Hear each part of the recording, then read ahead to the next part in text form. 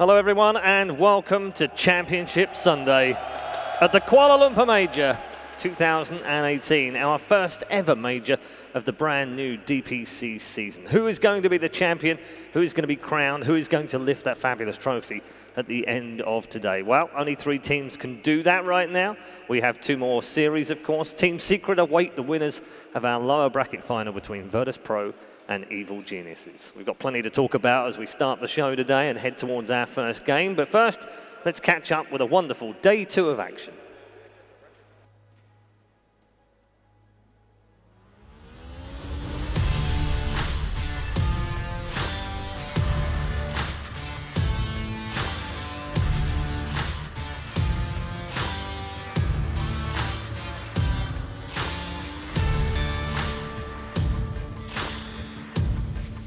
The Cyclone's there, he's holding it out, there's the timing, and it does connect.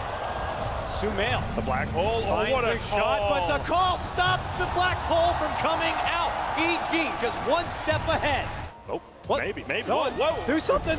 Moonlight Shadow Do they comes have out. detection? Do they have dust? Do they have detection? I don't think they do. Oh, He's the able to sunder. They turn it around. Black hole pop right on Where's the the 3. follow-up? Can they get any damage to follow up with it though? They Not can't. quite enough. Freezing Field comes out and EG hold their ground. Oh, but Chalice. Oh. Chalice steps in. Real nice black hole between 2, and this time they do have maybe to help out. There goes the global. They got to give it all they got. There's the move in. There's the black He has hole. Aegis, though. It's all for the Aegis, though. They He can't doesn't even even get get the it. Aegis. He turns it around and sucks his life. EG are not wavered at all. And there's the G's. That Wow. I don't blame him.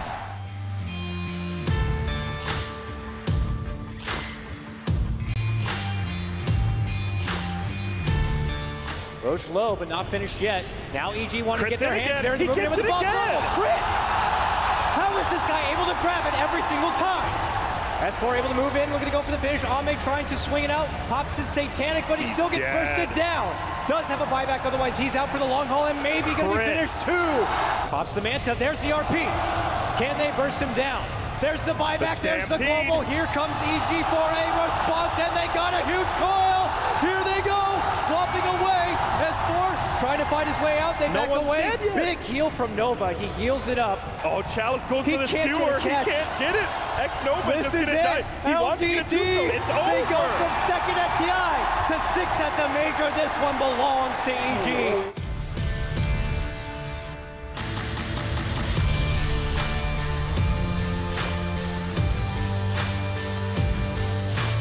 S4 charges forward, hoof stomp, they have him onto mind control Arteezy gets falls, Sunder. Arteezy, Sunder, back up to full, mind control buys back, but the Chen is dead. Stolen Even Sunder. it's not Saxa, it doesn't matter though, what does it? Mind control, cool, it does! Ace gets the BKB off, Arteezy buybacks as well as S4 looks towards Saxa, Ace, BKBs, slides away in mind control, goes for the call, but the BKBs are already out from Arteezy, with the metamorphosis, he has the damage, mind control's gone, the Genfire as well, the toss forward there from Sumail, tosses S4 into the 2-man hoof stomp, Ufana is the But move Arteezy. on, he's trying to find mind control with the BKB, and the player now takes him down. Sumail. You see the frustration from mind control back in the game, oh Sumail, he's been call. called, mind control, he's got them all. The Sunder. Arteezy, can he really survive this? He's healing up with the Satanic, Ace trying to punch back, blind selling the body, but Arteezy gets stunned, he's dead. Oh, it's surely all over now for EG. Holy crap, what a the game. Ancient is exposed, GG is called.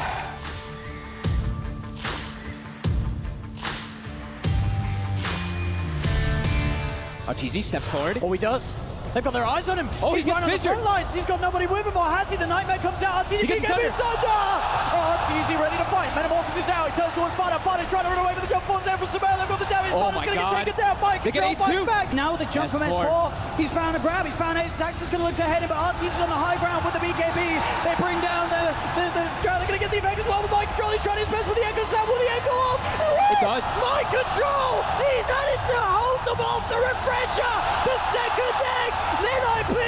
Can Mike control really carry them Are through they this controlling one? him? I think Are they controlling can. him? They've done it. They've got him. He's dead.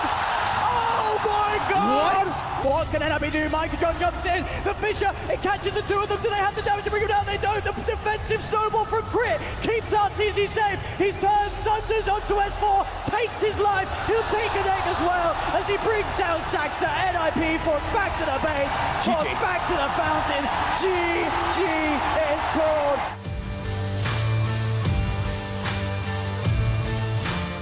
Arteezy wanting to go back in. He's got the full Manta. He's got the damage onto Fada. Fada's out of mana. Fada cannot escape. My controller in with the echo of the torrent. Sabale. Sent up into the air by the Yules. Can they control out. They're going to try and turn. They've got the silence. Mind control goes to the echo, but it's not enough damage. The Sunder as well. Arteezy, he gives his life for S4, but it's going to potentially cost him his own. The Osprey is going down, but Arteezy with the BKB.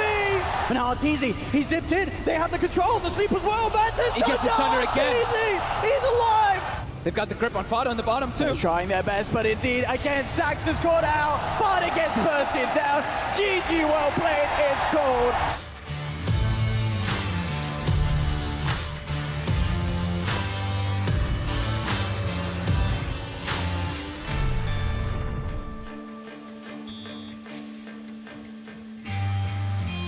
Ramsey's just slowing this down as much as he physically can. Mibble gonna try and turn command. It comes out. They're going to turn onto Ramses. Solo getting low on the back line, and Ramsey's in trouble. Doppelganger on a sliver of HP, but he's down. It'll put some damage into Zai, but Centaur is not the target you're looking for. Puppey will get brought down. Solo finds that one, and now Secret will get out of dodge. It's back. Yapsor's waiting. Nisha turns into the axe. They pop the whisk. There's the Echo Slam on the PL. Connects on Pasha as well. VP, though, still holding their ground in this fight. Nisha getting low, but he's back to full HP. Ramses, doppelgangers across as Pasha gets brought down by Nisha. Another stun, a cast on two. Huge from Puppey. Solo, destined to die, as now this PL is on the run. Ramses still alive, but stunned up with the Boundless. The follow-up damage is there, and he's down. VP running out of options. It's GG.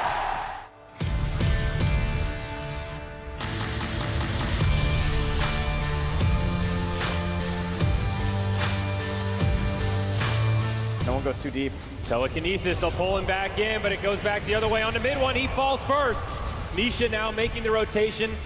No one actually going to stay standing as Solo heals him up, and they'll bring down Nisha. Stolen Stampede from the Rubik. They give him a taste of his own medicine, but Zai, he gets destroyed. Mid one also falls to Roger. 3 down on Secret. He's going to have to get into that bubble if he wants to hit him, but he's in there. They're going to jump in. They want Nisha. They'll bring him low, but he's still standing. Look at that egg right on top of his face, and down he goes. Beautifully done by Pasha. 2 dead for Secret. No buybacks. The Supernova secures the stun onto Pangolier, and that's now 3 in the grave. Yeah, Zai took a wrong turn. GG from Secret.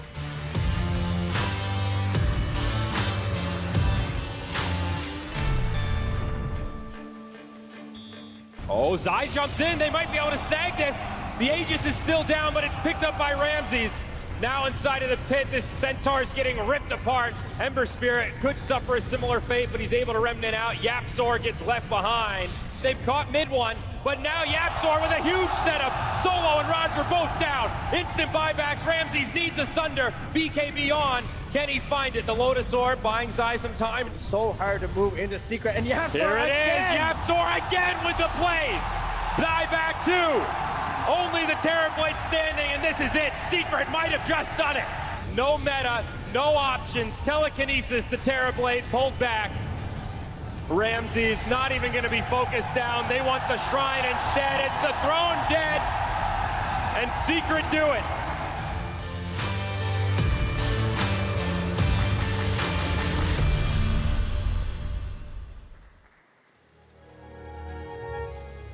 A great performance by Team Secret to reach the grand final, but I think the second day here at the main event might well be remembered for a long time for the previous series between EG and NIP. Fabulous series. If you watched just one series this year, please make sure you go and watch that one on the VOD. You missed massive amounts in it. It was just breathtaking all the way through. We're going to look forward to our final day, our final 2 matches, of course, today as well, with 3 teams remaining in the hunt to become the major champions of the first round of the season. We've got 3 men on our panel who've all got their own thoughts on that. We've got Admiral Bulldog, BSJ, and Gods. Good morning, gents. How you doing? Late night last night, well worth it in the end. Oh yeah, those games yesterday finally started to have that kind of tingly, oh yeah, this is this is a major, this is the best Dota in the world, and this is the last day of it on this patch. Everything's changing after today, so it's great to see the teams just give it their all. Yep, plenty to look forward to, but also look back on yesterday, an IPAG game. My goodness. Yeah, like the status quo has been set.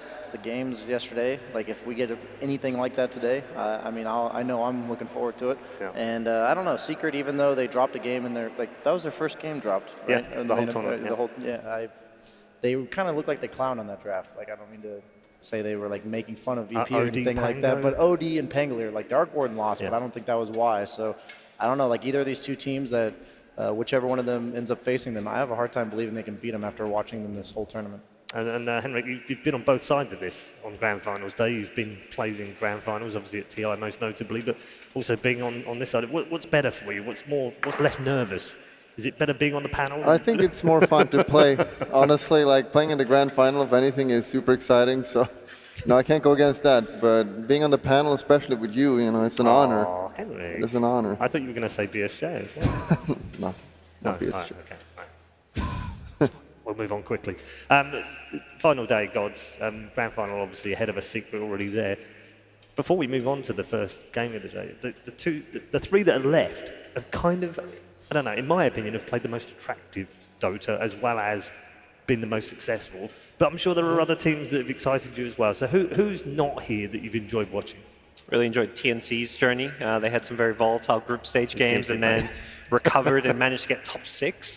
Don't think many people at TNC in their top 6 of this tournament. They impressed. Probably the one team that stands out most to me, at least. And IP as well, I would say. Like getting 4th position, they could have easily been playing today as well. So, and playing with Ascendant. So I think TNC and IP is probably the most surprising and enjoyable journeys to join or follow so far. Yeah, Alliance, your old boys played some good Dota in the group stages. Yeah, it was fun to see them. You know, they still lack that little thing. Like they have potential at least. Like I look at that team, especially like the cores are really talented. Mickey and Box are super good. Koiko as well, obviously. And there's a potential, but the team play of that team is still not there.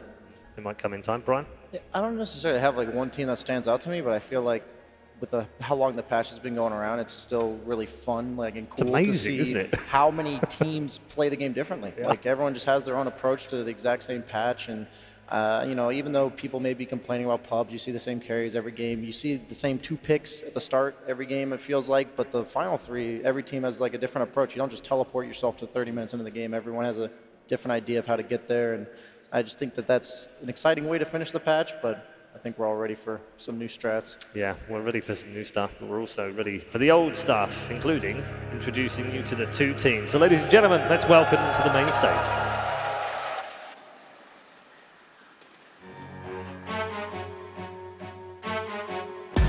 The chips were down last DPC circuit, but they found an answer and shocked the world by introducing Fly and S4, claiming an unexpected 3rd place at TI8. Although unchanged from last season, they headed to Hamburg a man down.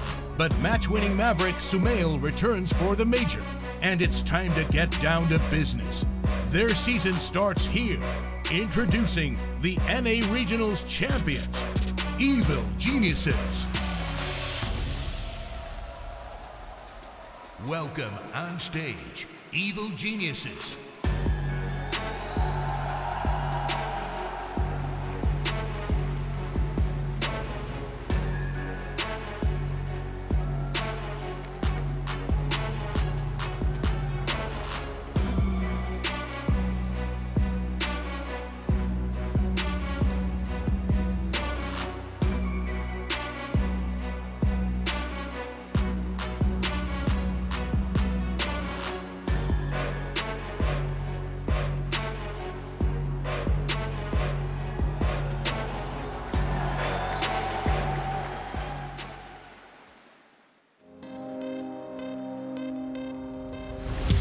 Frontrunners for the entire DPC last season, they've kept their double major winning roster, but have yet to fully assert their dominance. Humbled in Hamburg, they arrive in Kuala Lumpur with a point to prove and scores to settle.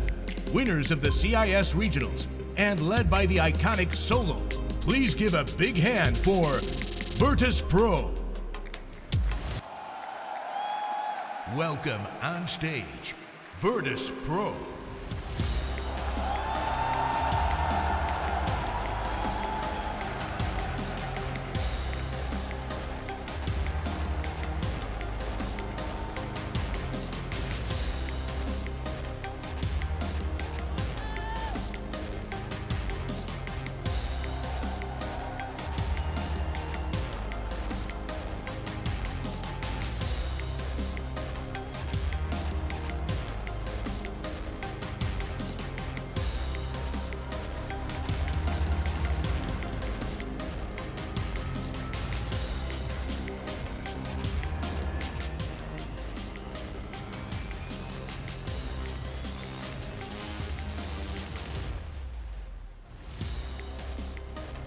Virtus.pro versus Evil Geniuses, the final game, the final series of the lower bracket to decide who goes back to the grand final and faces Team Secret in that grand final for the championship, for the major. Of course, Virtus.pro searching for their 7th major final. Evil Geniuses, by the way, searching for their first ever major final. That seems extraordinary to me when I see how many top 4 finishes they've had. This is their 6th at a major, and they've still not reached a grand final. Successful, Dota 2 teams in history as far as organizations go, yet still unable to get to that major. And Roger's pretty cool, isn't he? I saw that Reddit post yesterday about the Arteezy 3rd place specialist or whatever. You look at all their major results, the TIs, the majors, they're all 3rd place or 4th place. So I feel like they have something to prove today, despite the fact that obviously they are one of the most successful teams. And I feel like they're kind of lucky. I don't want to say they're lucky to be here, but they know that this is their chance. Like, they had the 2nd game of NIP, 1 play away from just losing, and now they're potentially in the finals today, and this is their shot. So let's make use of it. History also suggests, gentlemen, that they might have an edge here. I'm going to run this by you. I don't know whether you're aware of all of these stats, but Virtus.pro traditionally have not got on very well with Evil Geniuses teams of various persuasion and what have you. Since 2014, and before March this year, they hadn't beaten Evil Geniuses in a series. It took until Katowice this year, where Virtus.pro won in a major, and DAC. They knocked them out of the Frankfurt major, the Shanghai major, the Boston major, and TI8. Yeah, I remember this. That's an extraordinary record for Evil Geniuses to have against one team, especially a team like Virtus.pro. Yeah, and this was even when EG was struggling for a little bit and VP was looking good. EG just kept beating VP all the time, but I feel like that curse has kind of been broken now though. VP's, I don't think there probably was a mental block before, when they were losing all those games, but now I feel like they don't really care about that. Yeah, I mean, they've won 2 of the last 3 series, and they've all been this year, so that kind of says that, okay, they've got over that hump now. The 3 years, 6 months without beating EG is now in the past. It's a distant thing. But they did lose at TI. I think that's the most notable one because the lineups are the same. Yeah, and I think that was even outside of just EG, most notably, Fly and S4, the OG guys, OG was a team that also caused VP problems, most notably at the Kiev Major in the Grand Finals, where VP were favorites, lost 3-2. And I think we saw a bit of that kind of return at TI. So VP definitely want to get some revenge for that series, I want to say. And EG, well, they're probably feeling a bit confident seeing VP on the other side once more. Did you have bogey teams in Alliance? Did you play, was there a specific team that every time you played them, you were like, oh God, we know we can beat these guys, but we never seem to beat them? It's, I don't know, probably Liquid at some point. I felt like every time, especially like Miracle or OG, I think. We're playing OG, it felt like a brick wall. We could never beat them, around 2015 or 16, whatever it was. So,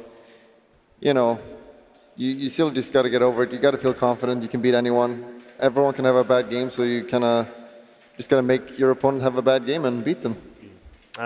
There haven't been too many bad games from either of these 2 teams. In particular, Arteezy at this particular event has really shown up. Yeah, and these quality of teams, you see the games end up coming down to the little things. So when you have these 2 types of teams, sometimes just that little sunder play, that little missed stun or perfectly timed stun in a team fight can just make all the difference. And that's why I feel like even if you've struggled against a team in the past, just sometimes things got to go your way, and I don't see how either of these teams. I think they're all contenders for the championship. These 2 as well, going into it. Yeah, don't you see all of those third places in previous majors, including DAC all the way back in 2015. On the other side of things, a very successful 2018 for Ramses and his team. Yeah, quite a lot of first places there. Something where, you know, considering how young he is, the nerves don't seem to get to him. VP as a team outside of TI always just look composed, having fun on the main stage, not really nervous ever. And even though EG's beat them so many times, I don't think they're worried or nervous about this series here. Yeah, I mean, the quality through these two teams, though, gents, is amazing, isn't it? When you look at the two carries, the two mids, world class on both sides, and then you look at the offlane, amazing offlaners, and then you look at the support. The supports are world class as well. In theory, this should be another fantastic match. I love watching both these carries. You have Artur, who's one of the most efficient farmers in the entire world, and you have Ramses, who's one of the most aggressive players from the carry role in the entire world. So I feel like this is going to be EG getting their Arc Warden, Terrorblade type thing, and VP basically trying to collapse the map and shut off their farming. So I'm looking forward to seeing the clash of these two playstyles that are, like, honestly represent their entire team at this point. And these teams are obviously like the best because that's why they're here. And you talk about S4, I feel like the last series against NIP, he kind of struggled a bit, like he was feeding in the early phase and so on. So if S4 just has a decent game, early game, I think EG is going to look way stronger. Even though they beat NIP yesterday, they didn't look super clean. So just S4 has a better game, it's going to be easy. Draft underway. First round bans, and we do see an Arc Warden ban from Virtus.pro. Yeah, it's about the Terrorblade. They know they're going to first pick it, EG. So do you want to ban it or not? It's left a lot of those big kind of playmaking initiators in the pool, the Centaur, the Axe. These heroes have been getting first picked in most of these games, and some of that is going to slip through here. Because Axe and Centaur is left, probably, I think you just pick up the Terrorblade or like just get the strong carry, because now Morphling is banned and Arc Warden. Feels like those three are the strongest with Terrorblade. PL we've seen still, but I don't feel like the same power from that hero as a Morphling or Arc Warden and Terrorblade.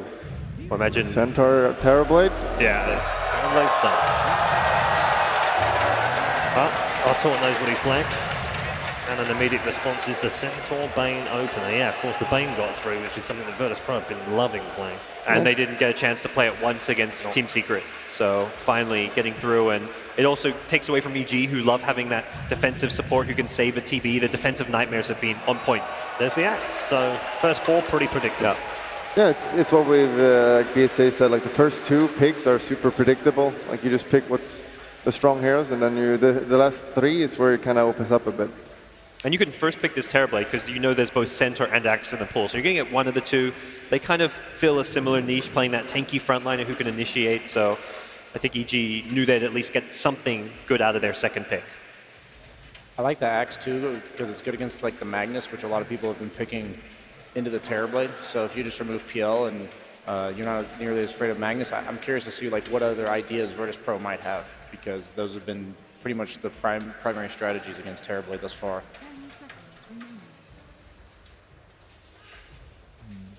PL ban makes sense, obviously. They've been using that a lot against the TV. MVP, well, that means that all the conventional carries are kind of off the table now. We're going to have to pick up their famous Slark against Terrorblade. The picks and bans have been so fast. They literally, I think both drafters have mapped this out, haven't they? Yep. If we take this, they take this. If we take that, they ban that. This is about where it cut stops, though. Yeah, I was going to say, just before the third pick. Yeah. You can't anticipate all these second stage bans, maybe.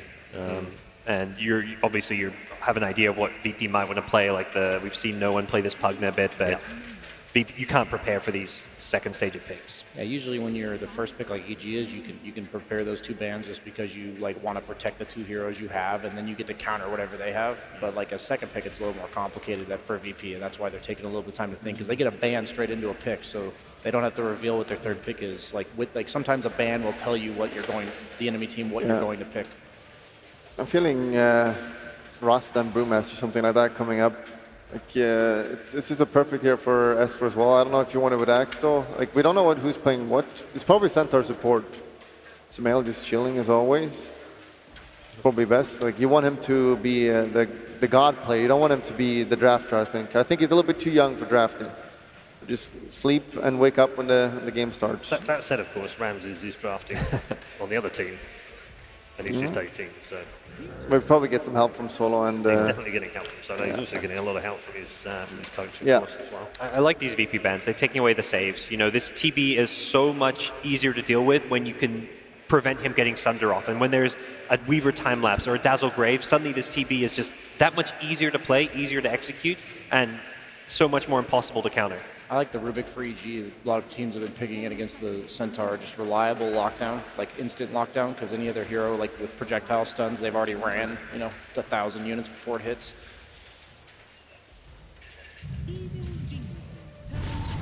Ooh, that's a good pick here. That crept through, didn't it? Yeah. It is something that Virtus.pro have been playing a lot. I've been wanting teams to pick this against the Terrorblade melee. It's been banned a lot, I want to say. Yeah.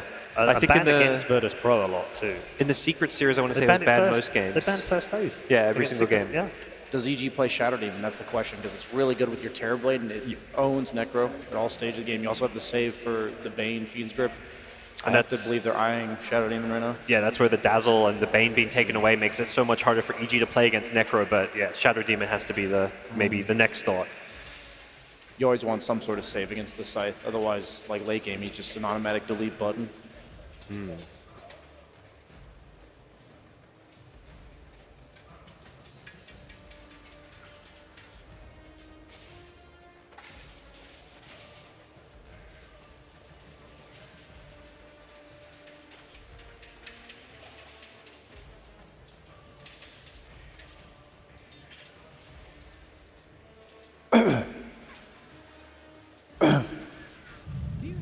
There we go. You're trying to will them on to pick. Shadow Demon. Yeah, there's the Shadow Demon. There we go. It's definitely the best pick. Yeah. It's maybe not a hero they've played that much or feel that confident that Shadow Demon's like, you know, a good, strong tier 1 support, but you kind of just have to. Yeah. You're forced this direction. You have to be flexible with your support sometimes to fill these niches, like, you know, countering a Reaper Scythe, having a defensive save. And hey, Shadow Demon Terrorblade, not so bad for the illusions. Let's throw in some Chaos Knight. Why not? Let's bring out all the illusions. Yeah. I'm just scared, like, if I'm a carry player, what do I want to play against Shadow Demon? Usually you want heroes, like, with innate mobility, otherwise they just get locked down by the ult. And then you also need a hero that's good against Terrorblade. And I don't know, man. I'm curious to see where they come up with this. I don't think they want to put Necro carry against Shadow Demon. No, I don't, like, what carries are there? Like, sometimes you see Troll against Terrorblade, but it doesn't feel good at all against Shadow Demon and Axe. Spectre. Against Shadow Demon too. I mean, that might be the best option, but that's not exactly a feel-good pick. Can only, you know, ulti so many people.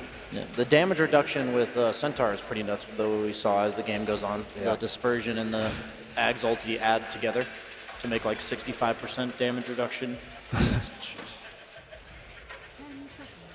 No.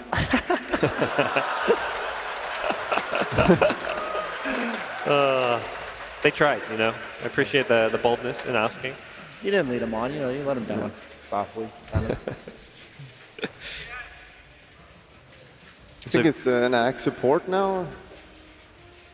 I mean, S4's played it quite a few times, so it still is somewhat up in the air. Yeah, because we feel like Centaur, it seems like he's way better on 4 than position 3 offlane. But Axe feels like it's more up in the air, like what you want. Like, both works well. Like, you see Mind Control destroying with this hero. Could just plan on dying, right? Like, it's not the best versus all of VP's heroes, but known as a pretty hard counter to Spectre, will secure Terrorblade's lane.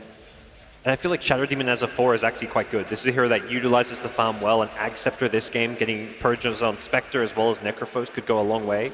With the break onto Spectre as well. Maybe they picked Bat or something? No, they picked the Brew.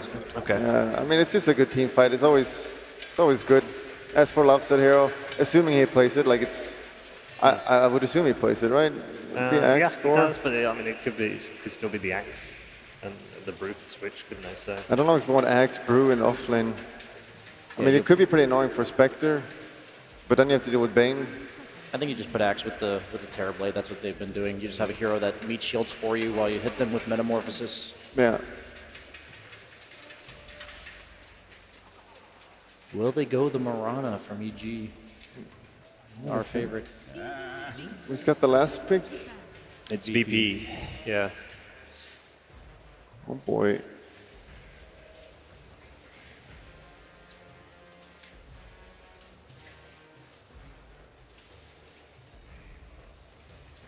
been a very interesting draft so far. Very cagey second part of the draft, as you rightly pointed out, Brian. The first 2 picks, first 6 bands, all It feels like you need some pretty regular, wasn't it? some flashy here. Like, I don't know, maybe Ember or something. I don't know. Like, the problem with Ember is you get a tough lane probably.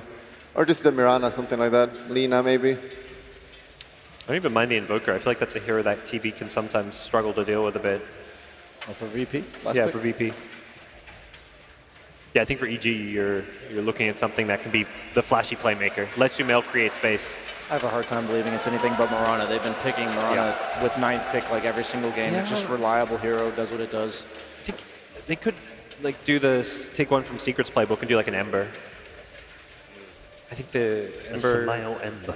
I mean, it gives you some good control against the Stampede, good magic damage against Necrophos. A hero that Spectre doesn't deal well with, but weird. They banned the Zeus. They banned the Zeus rather, which they could have taken, couldn't they? I mean, it's okay. I guess it's Scary global TV, strat. right? The Spectre Zeus. Yeah.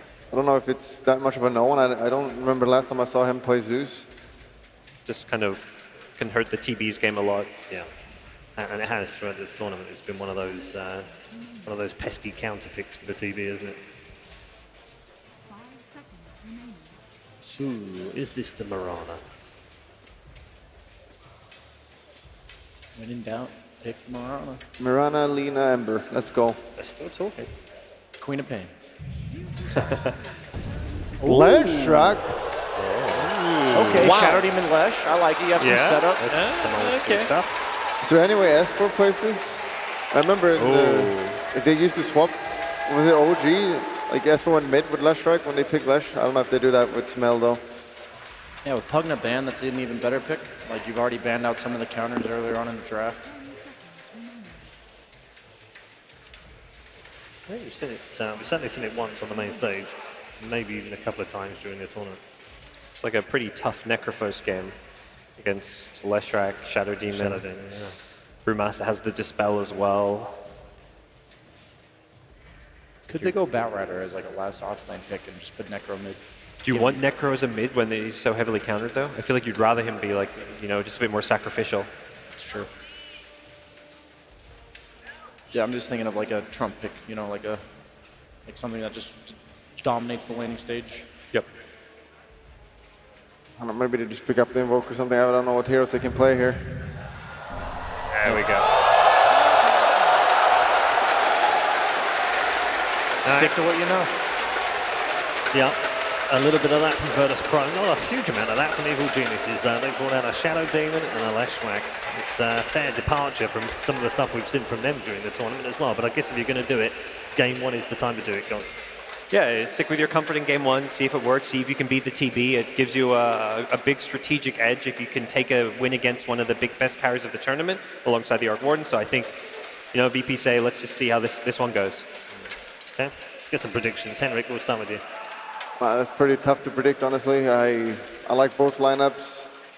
I'm just gonna go with EG. I feel like my boy Esper is gonna do a good game and win them the tournament. Okay. Yeah, I just think Necro has a tough game. I think Spectre has a tough game. They have limited illusion clear on the side of VP, so I'm going to go for EG as well. Okay, 2 for EG. Oh, The North American clean sweep. yeah. No, I think denied. I believe in VP. I think no one's Invoker. He's been playing this hero constantly. He's looked really impressive on it, and I think VP can make the draft work because I think Spectre's going to have a pretty good laning stage. It is hard to bet against Centaur. That hero's Yeah, very tough, isn't it? All right, 2 for Evil Geniuses and 1 for Virtus.pro. That's the views of our panel members. Time, ladies and gentlemen, to get into game number 1 between these two fantastic teams.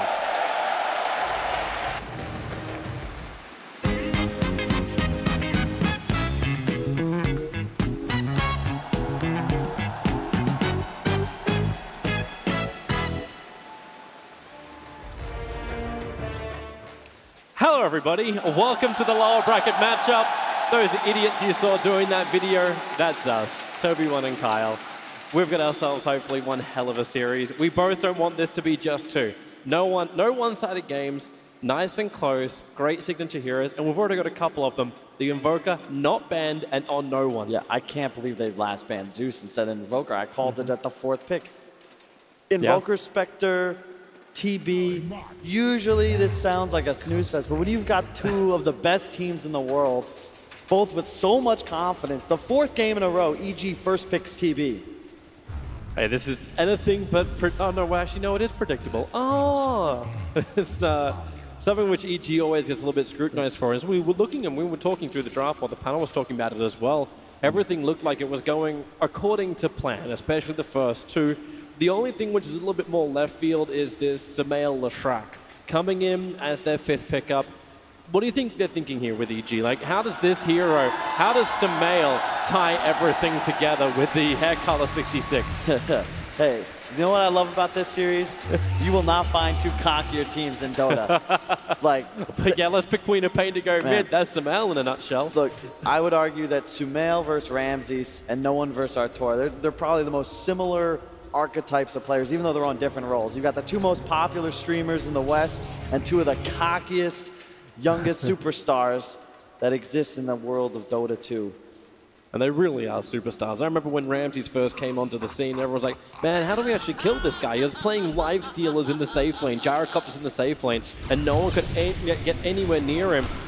This time around, though, they're a little bit near him. Ramses trying to Spectral Dagger back over the tree line.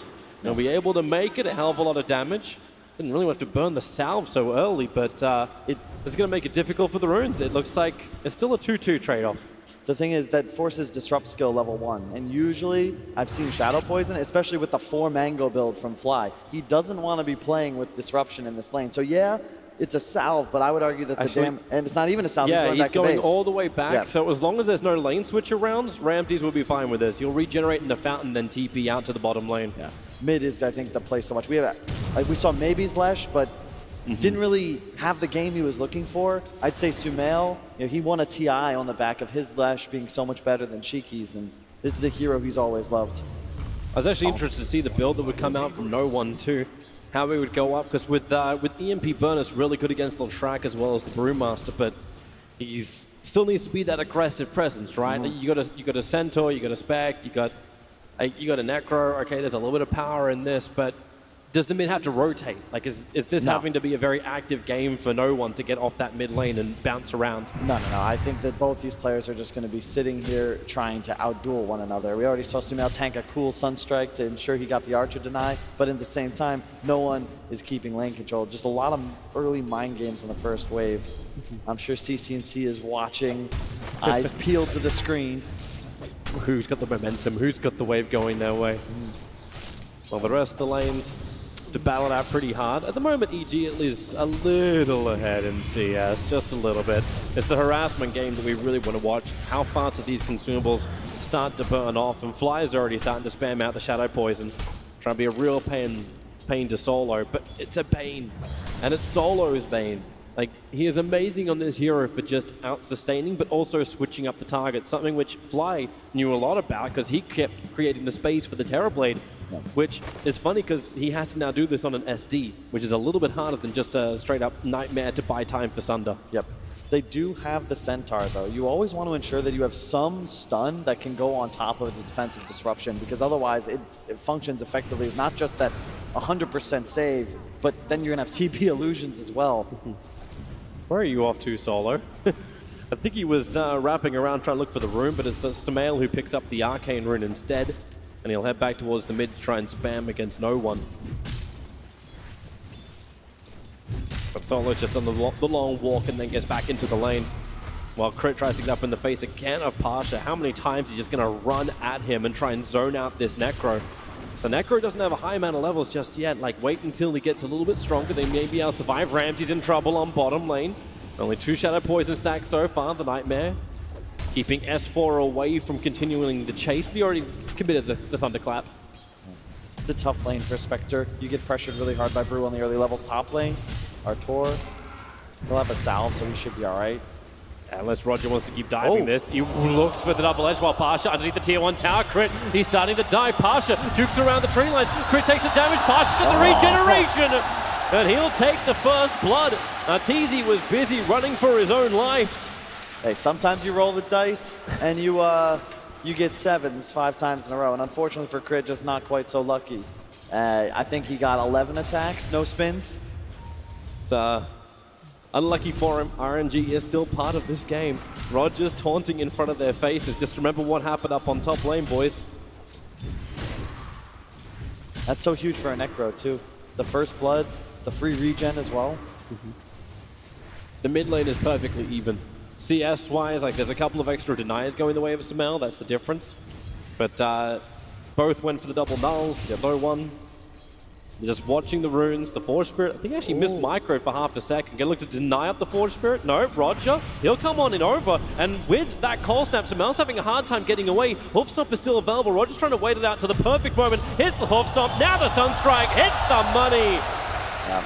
No Really well one played. cracks the Leshrac. And this lane gets harder and harder for Lesh as the levels go up. You can already see Invoker with 100 base damage. That's almost 40 above Sumail. That last attack is not going to reach Pasha. Roger comes in, trying to take it. Level Pasha two was battle able to hunger. salve off, but yeah, with the Battle Hunger, he doesn't get the full duration. They're looking to back up. You've got the Shrine available in 20 seconds time, but Crit's not giving up the chase, trying to keep close on the back of Pasha. Roger's going to rotate over as well. No one. The Battle Hunger, that should be... Deny? Yeah, he's... Roger, turn around. No, too far away. EG, get on the board. Took him almost 5 minutes to do it, but the runes are coming up. A good time. To be fair, you can't deny units affected by Battle Hunger. I was just testing the crowd. Okay, you're testing me as well. I'm like, I'll believe you, Kyle.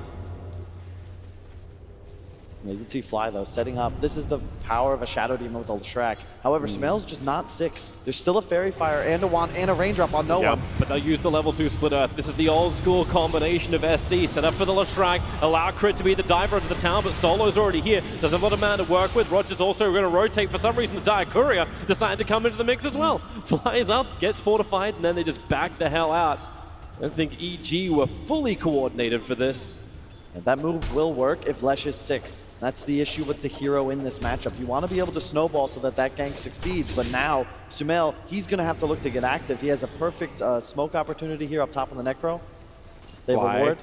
Or is he wanting to disrupt on? He wants to go towards Pasha. Pasha's just dropping his wind like he's trying to bait Sumail to come a little bit closer towards him. Pasha battle hungered and poisoned, but he'll be okay while Roger holds his hand. Roger's actually in a great position for a 2-man stun, and they've just Sumail. He moved in closer, so the damage wouldn't be so high onto Fear, meaning Roger dies and Fly survives. Great play from Sumail, knowing the Sunstrike was coming in from no one. Really well done. Sumail's got just perfect awareness. He obviously has played a ton of Invoker as well. Concern again, though, look at mid lane, 29-7 to 37. No one will get a bit of an advantage because his creep wave's still under tower, but you can see just how evenly matched these teams are. Bottom, 33-1 to 36-4. S4's in trouble, though. He's got split. Solo's going to Nightmare him, going to attack him a couple of times. Here comes your Sunstrike. We talked about the SD Leshrac combination, but Nightmare into Sunstrike, it's also one of the old boys. Yeah. I love the tips as well, because, you know, the EG and IP might have been a bit of a grudge match. In a way, this is too, but a lot of mutual respect between these squads. And But you still want to play the mind games. You saw Roger coming out with the glasses. I wonder if S4 had some flashbacks to when he walked down the tunnel at TI playing for Team Secret doing the same thing. Thing is, they were 5 pairs of sunglasses. They were. That might have been a little too much. Roger was the solo flyer. You got some swag, but it's controlled swag. It's kind of like the old way of looking at VP. The CIS way to play was always just over-aggression, dive all the time. If like Kavos isn't dead, it's not CIS Dota. Oh, mid lane, they get the cold snap off, and Good the Spectre. call snap. Bang. And Great time for Ramses just to get in there quick. the difference with the Bane, the Invoker, the Spectre, they have so much global power on the team of Virtus.pro. EG, they're far more teamfight and cooldown related. Their teamfights are going to be reliant on Roger split. again with the double edge. This damage amplification is just so big. It's a level 2 double edge.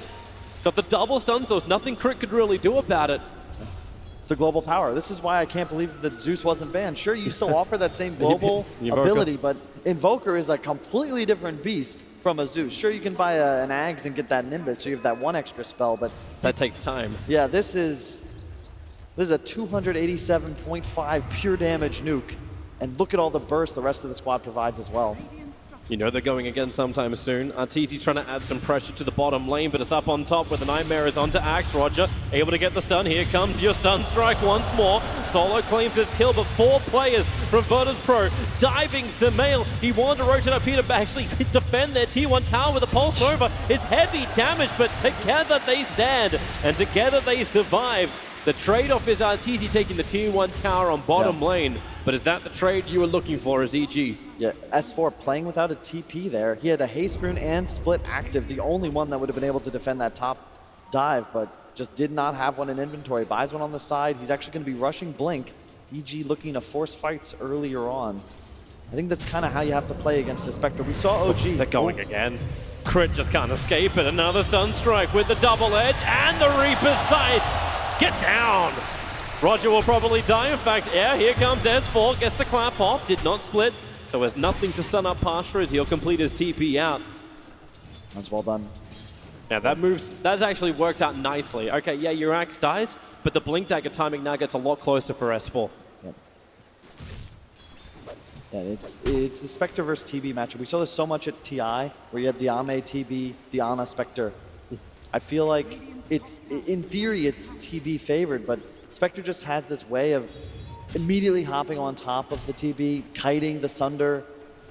The Hunter's coming once again. Fly, gonna look for the disruption and the follow-up. This time, Samael, he does have that level 6 you're talking about, so they have the damage to get through Roger, but at the same time, Ramses and Solo, they're moving over. They want a rebuttal, and they're looking to Samael. The Sunstrike! Samael turns around! He could feel it coming.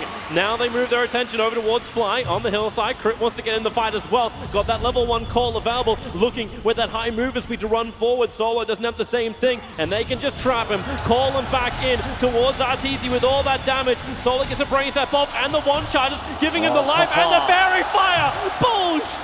He's back to the tier 2 tower and to surviving. Look mid, look mid. You're going to have a dive in from S4. He's got the Blink reveal and split. Yeah, there's your clap. Not a lot of mana to work with, but enough to get into the Shadow Walk. And away. Roger will take it for the team. But no one survives. A 3-kill streak is not claimed by Evil Geniuses, but they'll add the pressure onto the tier 1 tower.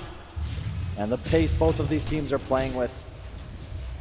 So much movement all throughout the map. I liked what EG did. They were totally outmatched in the top lane. They put Arteezy bottom. He not only gets tower, they get that nice kill in the jungle. And this is what you want to do as Dire. If you can get the tier 1 bottom and immediately cut towards mid on this 10-minute catapult wave, you collect another objective. It's well worth a split, even though they only get that 1 kill, because this opens up the entire Radiant side of the map.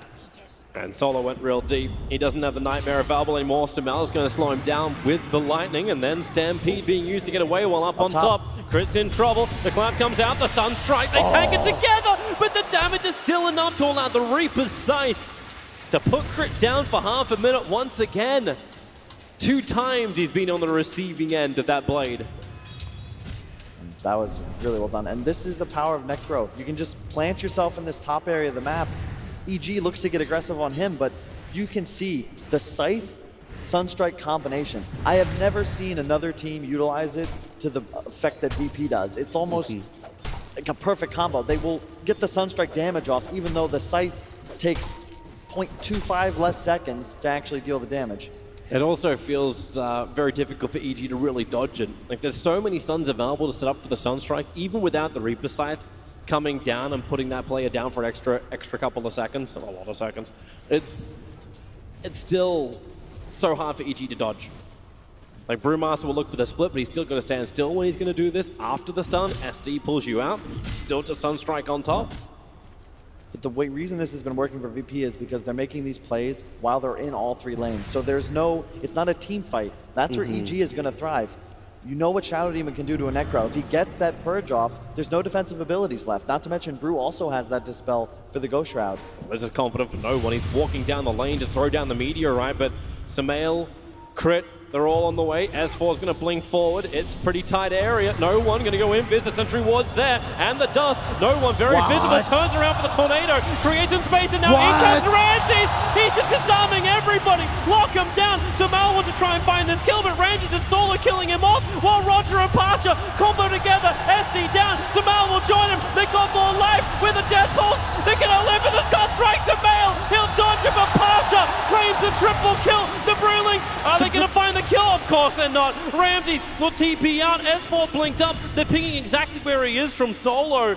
S4 does not have a TP scroll. He's stuck in the tree lines, but Virtus.pro, they're not checking. They may not even know. Oh my God, Toby. I ask again, how do you not last ban Invoker?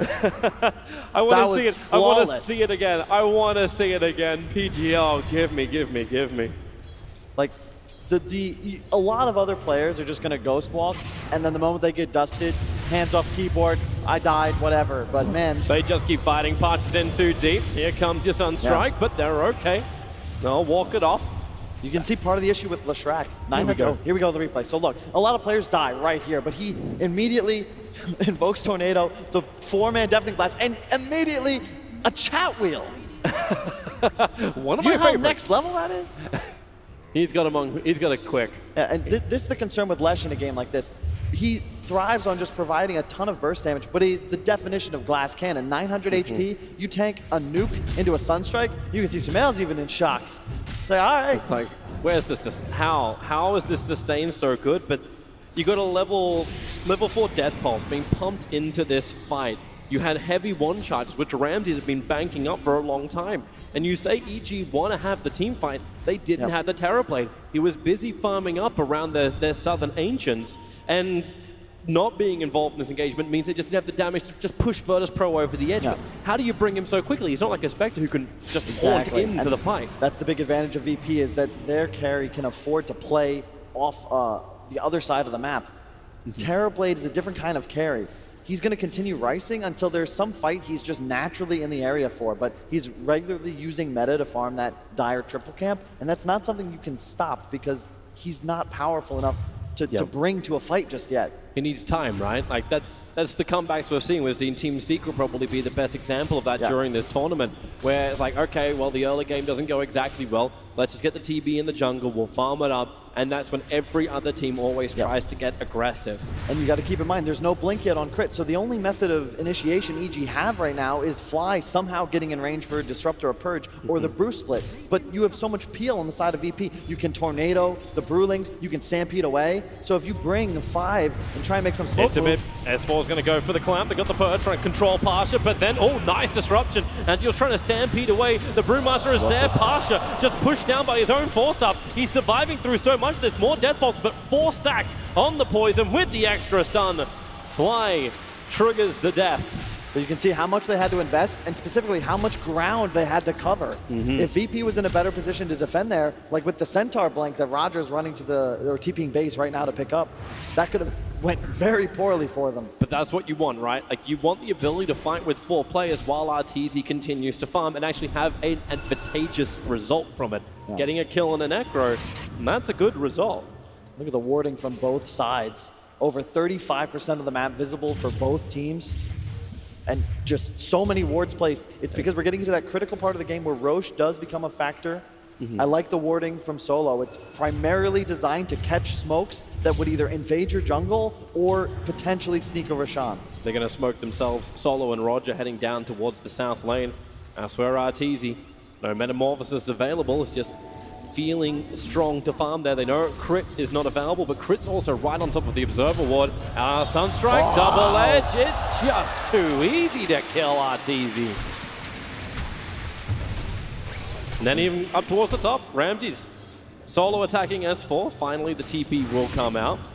Stood his ground as long as he possibly could to battle. That was a beautiful blink reveal from Roger, picking up the kill on easily the most important hero on the side of EG, especially the way Arteezy's been performing throughout this tournament. I mean, you can argue that first pick Terrorblade, only won last series, but you do it 4 times in a row, maybe you get figured out. But man, he plays it better than pretty much anyone else in the world. But you can see that it's just so much easier for VP to find pickoffs. EG need fights. And look at the net worth on Sumail. This is not where he wants to be. Both of these teams prioritize their mid laner. They snowball, they take over, but right now, no one is dominating. And Sumail, he's still playing catch up. Just finished his Yules, barely over 1,000 HP. But even with all these kills, the overall advantage is still only about 1,000 the way of Virtus.pro, and Arteezy is #1 on the net worth board. This is what we've seen time and time again throughout the KL Major, where Terrorblade is the beast, the one you have to bring down. He's your raid boss.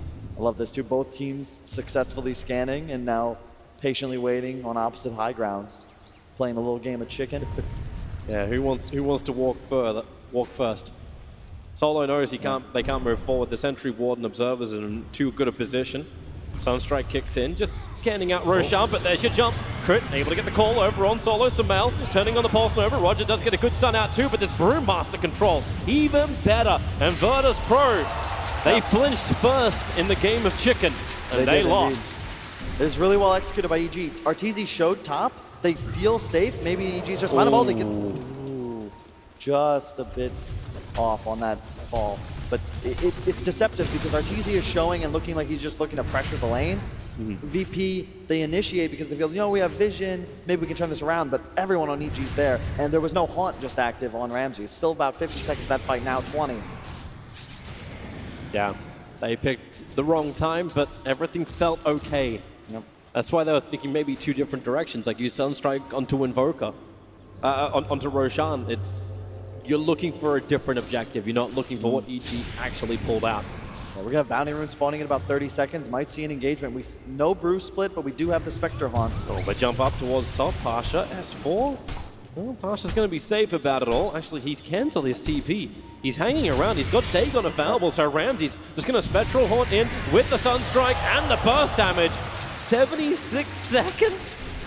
Yep. All right, Brewmaster's got some time to think about exactly what happened while Roger gets a hoof stomp down on bottom lane. He goes in for the double edge, flies, able to disrupt up quickly, wants to go on the run with the catcher. Roger not too happy about being involved in this, not while Sumail is cleaning up the illusions. Oh, yeah, good call. Real good call, but better tornado from no one with the Cold Snap and the Sunstrike. He's pushing Crit out with the Deafening Blast. So they'll still get the kill onto the Axe, while Fiend's Grip holding Arteezy in position. Remember, Sunder's available, Nightmare as well. Sumail's going to steal it off with the hoof stomp. Roger, he got a double, he got a triple. Fly was in the middle of that too. EG was stacked on top of each other like bed punks. Sumail will get back into safety, but Virtus.pro, they're getting him even when they're not trying to get him. Samantha on the Spectre as well. It's just harder for EG to play this game. With Brew dead, as you said, for 75 seconds, you have no hope of winning a team fight unless you have some massive outplay and Crit lands a stun like Roger just did, but he goes down at the start of that engagement. You can't turn it around unless, like, I guess Arteezy could sunder someone and just kill everyone but like that doesn't he did happen. yesterday. When Roger slams the hoof stomp down on his face, there is no more sunder to come. It's just this chain stunning, and there was the save. It was coming in. They wanted the SD. It's like, well, okay, he'll be there to help out. But no, you get a 3-man hoof stomp? Yeah, the thing is, EG has no method of peel that can also counter-initiate, like a combo breaker. Invoker with an Ags, you can see Crit maybe lands a kill on Roger there, but there's an immediate tornado. Yeah, Sumail gets the stun off, but now he's floating up in the air. EG's coming for a hunt. They know they want to fight. There's a fresh Vlad's on the Brewmaster, and they want to put it to good use with some lifesteal. What else have they got? Bottom lane, the Dire Observer Ward. It saw Ramsey's down there, but what it didn't see was him TPing away to safety. It watches Pasha walk down on the lane. There's support nearby, both in Stampede form as well as the Centaur himself, so Crit needs to get the blink. 4-staff down by Pasha. He's gone into the trees, and they've just not, well, a full split. Does Pasha really escape from this? Roger, he blink up to the north. No, Fly will find him with Disruption and Catcher. Stampede still going to be used. But EG are not finding the fight they're looking for. But that Observer Ward, they see the information, but Pasha can just TP out. It's the threat. No one was playing off map that entire time. Sure, he's not with the team, but they don't know that, and their vision didn't extend far enough back. They're so afraid of that long-range tornado coming in for the peel because our Tor is still not in the area ready to fight. EG need BKBs. Is Roger going to solo kill bottom? He hoof stomps down, double edges, so the creep wave's all gone, and the Sunstrike goes on the fly. They thought they were fine, but Roger had the Observer Ward near the Tier 1 tower, and he saw a lot of players retreating for EG. Just went for it and got it. You can see why this hero is being picked up as a 4. So much burst damage and utility. The Stampede, always a threat in team fights. And he keeps enabling the Invoker. Invoker now 607. That's a good participation rate out of the 18 kills that Virtus.pro have claimed so far. And that advantage that I was talking about, being so close previously, is starting to kick up. We're starting to approach 6,000 the net worth, but the experience is cracking the 10K mark. This is problematic for EG. There's only so much pressure you can apply to Arteezy before he will start to crumble. but maybe he'll have what he needs to fight. I'm seeing that BKB coming on the courier. It's just theory of 1+1, where any support of the side of VP and a core will be able to land kills. The VG doesn't have that Roshan? luxury. Yep. You need a fight. You need to some way force an engagement as 5. You have the BKB Terrorblade. Looks like they're going to slip around instead. They're not going in for Roshan. You got to fight first. EG needs Who are some they sort of gonna net have? worth. Like, the best thing is, like, if Ramsey just walks directly into them and they can pick him off nice and quick, but Virtus.pro are all back behind their own tier 2 tower. They'll smoke up themselves, and they're going to walk directly into him. The Observer Ward's on that high ground from both sides, but the hot stomp into the back lines. He to get the BKB off, however, so Solo instantly evaporates, and they turn towards Roger. He's already burned the Stampede. The last tack is able to connect as well. Pasha going down too. Arteezy just way too big. Sunder is available. He wants to switch the life with the Spec, who's now sent up towards the air. This Brewmaster split has controlled so heavily, and now Ramsey's, he's down. The damage output, it's high, but maybe not high enough. It doesn't feel like Arteezy wants to properly commit to this, and S4 did. S4 will die now. Pasha, he's chasing down. Chris nearby, turns around for the call, wants to create some space. Sunder's already being used at the moment, and you're gonna lose Crypt. The Sunstrike hits as well. Arteezy falls, and Virtus.pro, they will enter the Roshan pit. They used the buyback on the Necro in the fight. It looked good for EG at the start, but it didn't look good at the end. Oh, great buyback from Pasha there. That's what actually allows them to find those 2 exit kills. You can see the power of a Terrorblade. BKB, the Vlad's aura from the Brewlings, but they just pursued too far. The moment Arteezy sunders that They're illusion. going in. The Sunstrike. Crit walks into it. He's going back towards the try, and he bought back to try and contest Roshan, but all he does is give his life. The bounty runes on top. And the Aegis Immortal, unless Ramsey wants to he keeps getting bashed up. Okay, well, careful of the Cloud Ramses. He goes sustained from Pasha, but not that much. Man, right now, Ramses and no one are a combined 13, 0, and 23. And if you think VP, you think these 2 players, and when they're not stopped, neither is the Russian machine. And look at this play. Buyback from Pasha, immediate force forward into the Ghost Route, slow. No one gets the BKB off, just in case. Crit tries to help out his friendly Arteezy, but there's nothing you can do. Tornado, Sunstrike, Dagon, Kapow. Such great combinations. Clap, clap, clap. All right, so EG, they have to steady the ship here. They are falling behind so quickly. The scaling of VP is getting crazy. Do they dodge? Do they split push? Can you still do this whole create space for Arteezy? Their issue is that they haven't been able to ever get on top of no one. He's the hero that causes issues for them, but now that he's got a BKB, they need to initiate on him blind and find a way to take him out right away. And look at Ramsey, he's going to finish a Radiance. The recipe's up.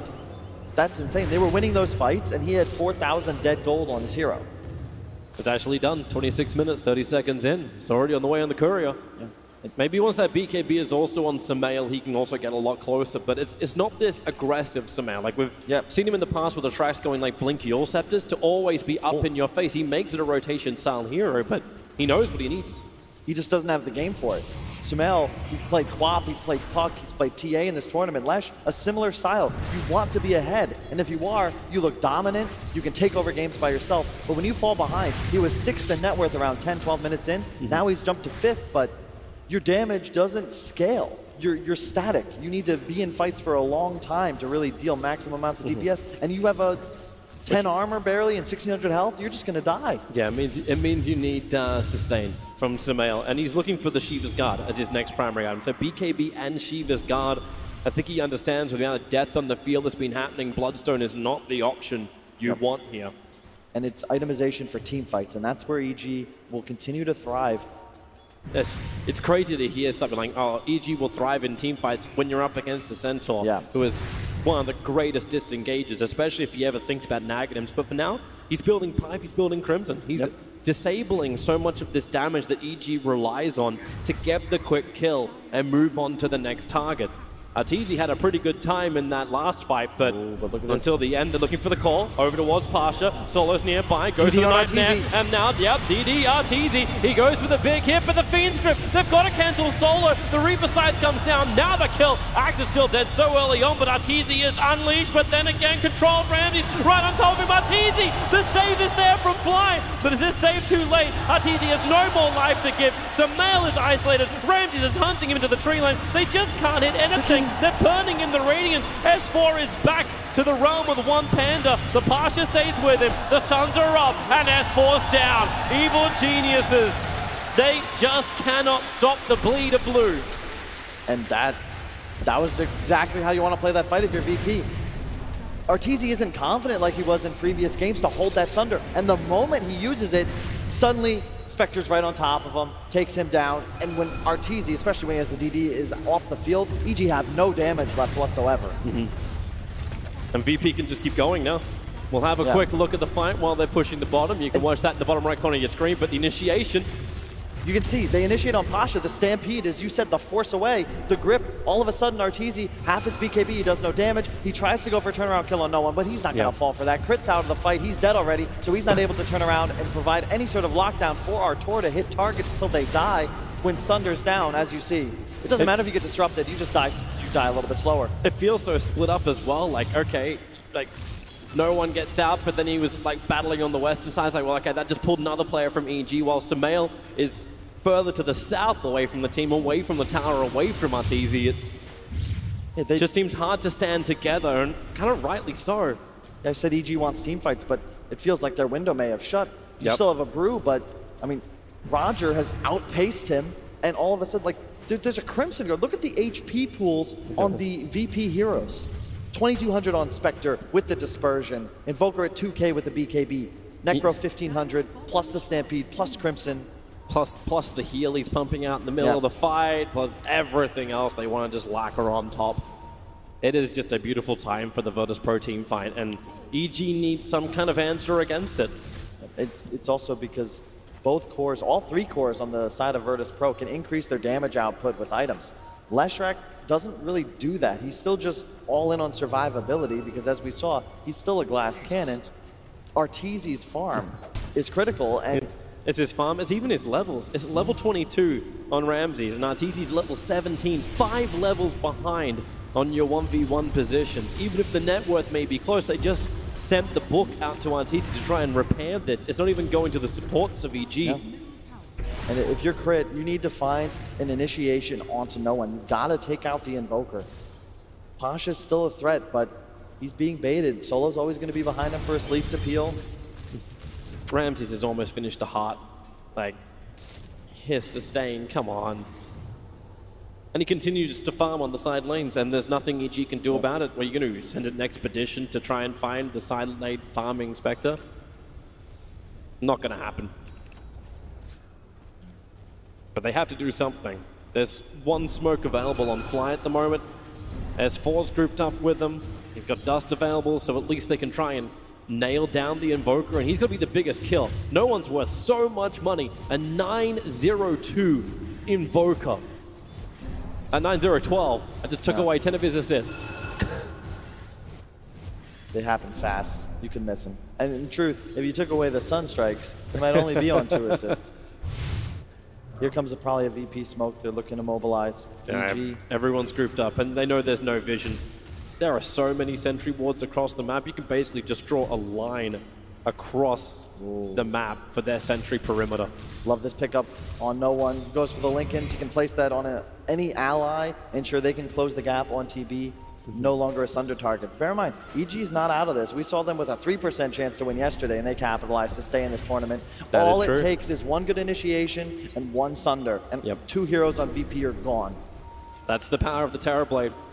Can just hold his ground, huge amount of damage, but it needs S4 and Crit to be the perfect buffers. They need to throw their bodies to the front lines. Fly needs to always be on the back lines for the save, and Sumail needs to sustain, which is not a simple task.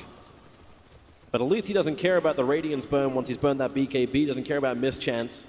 Roger's looking for his initiation. This smoke from Virtus.pro. Can they find that target? Sumail, they start off with the Fiend's Grip. Blink forward. Whoa. S4 needs to help him. Now, how much damage can they do so quickly? 2 heroes already dead for EG. Make it 3, make it 4. Crit's gone. The only one to survive is Arteezy, but does he even have that one? Ramses hot on the tail. The wingspan is not aerodynamic. Ramses slipping through. Is there more support to get there in time? Necro still has the Reaper sights available, but Arteezy will get into the fountain where it's secret, where it's safe. And you can see EG, they need these long fights where Terrorblade can just sit in the middle of the field, attack, sunder someone, keep going, deal 30 seconds of damage, whereas VP, they killed 4 heroes in what, 5 seconds? Yeah. This game feels more than over right now. EG, they're clutching to some kind of hope that they can sustain. Metamorphosis burn from RTZ, trying to force him out. Pasha, remember that Read the Science is available. RTZ sunders out the target. 3% will be completely nulled. That BKB of RTZ burnt out, and the rest of EG, this is the time. Samael, no BKB. He TP'd down there without an on, so they send him up and towards the air. Have they got a follow-up? Centaur up in the sky, he'll hit the deck and then just blinks away to safety, but they're going after Pasha with a death pulse. Goodbye! Bye-bye! Bye-bye-bye! You are gone, Solo. Now being hunted down as well. Tornado from no one creates a space, protecting the supports as a unit. Virtus.pro, they are running over Evil Geniuses. Another 2-man stun. RTZ, 2 seconds till Sunder, 1 second till Sunder, and 1 second with the Manta. He's got the time. He gets it off, killing off Roger, but the damage is still way too high from Ramses. Here comes the Cataclysm. S4 will dodge it, but RTZ, he can't dodge death. Into the grave, all of EG go. They're the manure for the VP garden. You can buy back onto Arteezy, but what has he got left to fight with? It ain't a team. Ramsey's just taunting EG. You talk about attitude, both of these teams, when they win games, they look dominant, and they like to do it in style. This is just game 1. You send a message for the rest of the series. Winning 1 game, you know is not enough, a full best of 3. You play the mind game, you make them think it's like, okay, you think Terrorblade is worth the first phase pickup, let's watch it again. The defense from Evil Geniuses, it started to hold pretty strong though. How you see you said you wanted a Yules, there you are, blink on Samael, but look at this. With no BKB, he is about as threatening as a bunch of wet noodles, and Pasha just realized, oh, I can dag on this guy in the face. Almost survives, gets the force away with that last attack before he can get the Q off. This was a great sleep by Solo. Crit misses his 2nd call in the team fight. Of course you have a tornado to peel, and Solo then sleeps Arteezy, prevents a bit of his damage. This is the moment though with Arteezy. The fact that they are able, they turn around, they try and find him. Roger gets the perfect stun, slows everybody up. And then Arteezy just buys the time with the Manta to swap the life with Roger. If it wasn't for this, they would be looking at, well, the full GG. The thing is, Fly disrupted the real Ramses. That's the Sunder target that you need to go for if you're Terrorblade. That's why that matchup seems to be TV favored. If you Sunder the support Centaur, you're just going to die anyway when they chase you down. You've got to Sunder the Spectre when you're this far behind. But that's a tall task. I just love that from no one. Throws the meteorite out. Yeah, look, Mom, no hands. This is how I play Dota. Hey, he's been hitting the gym. I've seen him bench considerably more than me or you could do, Tobes. And he's doing the heavy lifting in this game as well. 12-0-16, 11-0-21 on Ramses. When these two superstars don't die, VP looked unstoppable. Yep, that was the word that was coming to my mind as well. They'll have Aegis as well as cheese from this. The Aegis should go into the hands of the Spectre. He's got the heart, he doesn't need the cheese, and they'll give the cheese to Pasha. Yeah. Look at that. 1% chance for Evil Geniuses. That is a low, low margin. But 1% is still hope. Delusional hope, but hope nonetheless. That's why they stay in this game. EG are not giving this up. If VP want to take this game, they've got to go the distance. EG, there is no concede button in Dota. It's just so nice watching an informed VP. The same with Secret. It's just, we've seen throughout the year, VP dominate, falter a bit at TI, but this is the Virtus.pro that we expect. Yeah. Especially this late, Championship Sunday. It's a good day for it. Top lane, VP is coming in. They have 1 lane of racks to remove. A good initiation is really much all they're looking for. While Evil Geniuses, they continue to create the disposable army of illusions of Arteezy. He's back, he's literally in the fountain at the moment. Waiting for the right time, waiting for safety. The bottom lane is starting to push in, so is the mid, is gaining momentum, so EG, they will be pressured on multiple sides. Samael is the bait on the front lines. You watch those buybacks, the reason why he's there, he's the one with buyback, same with ST.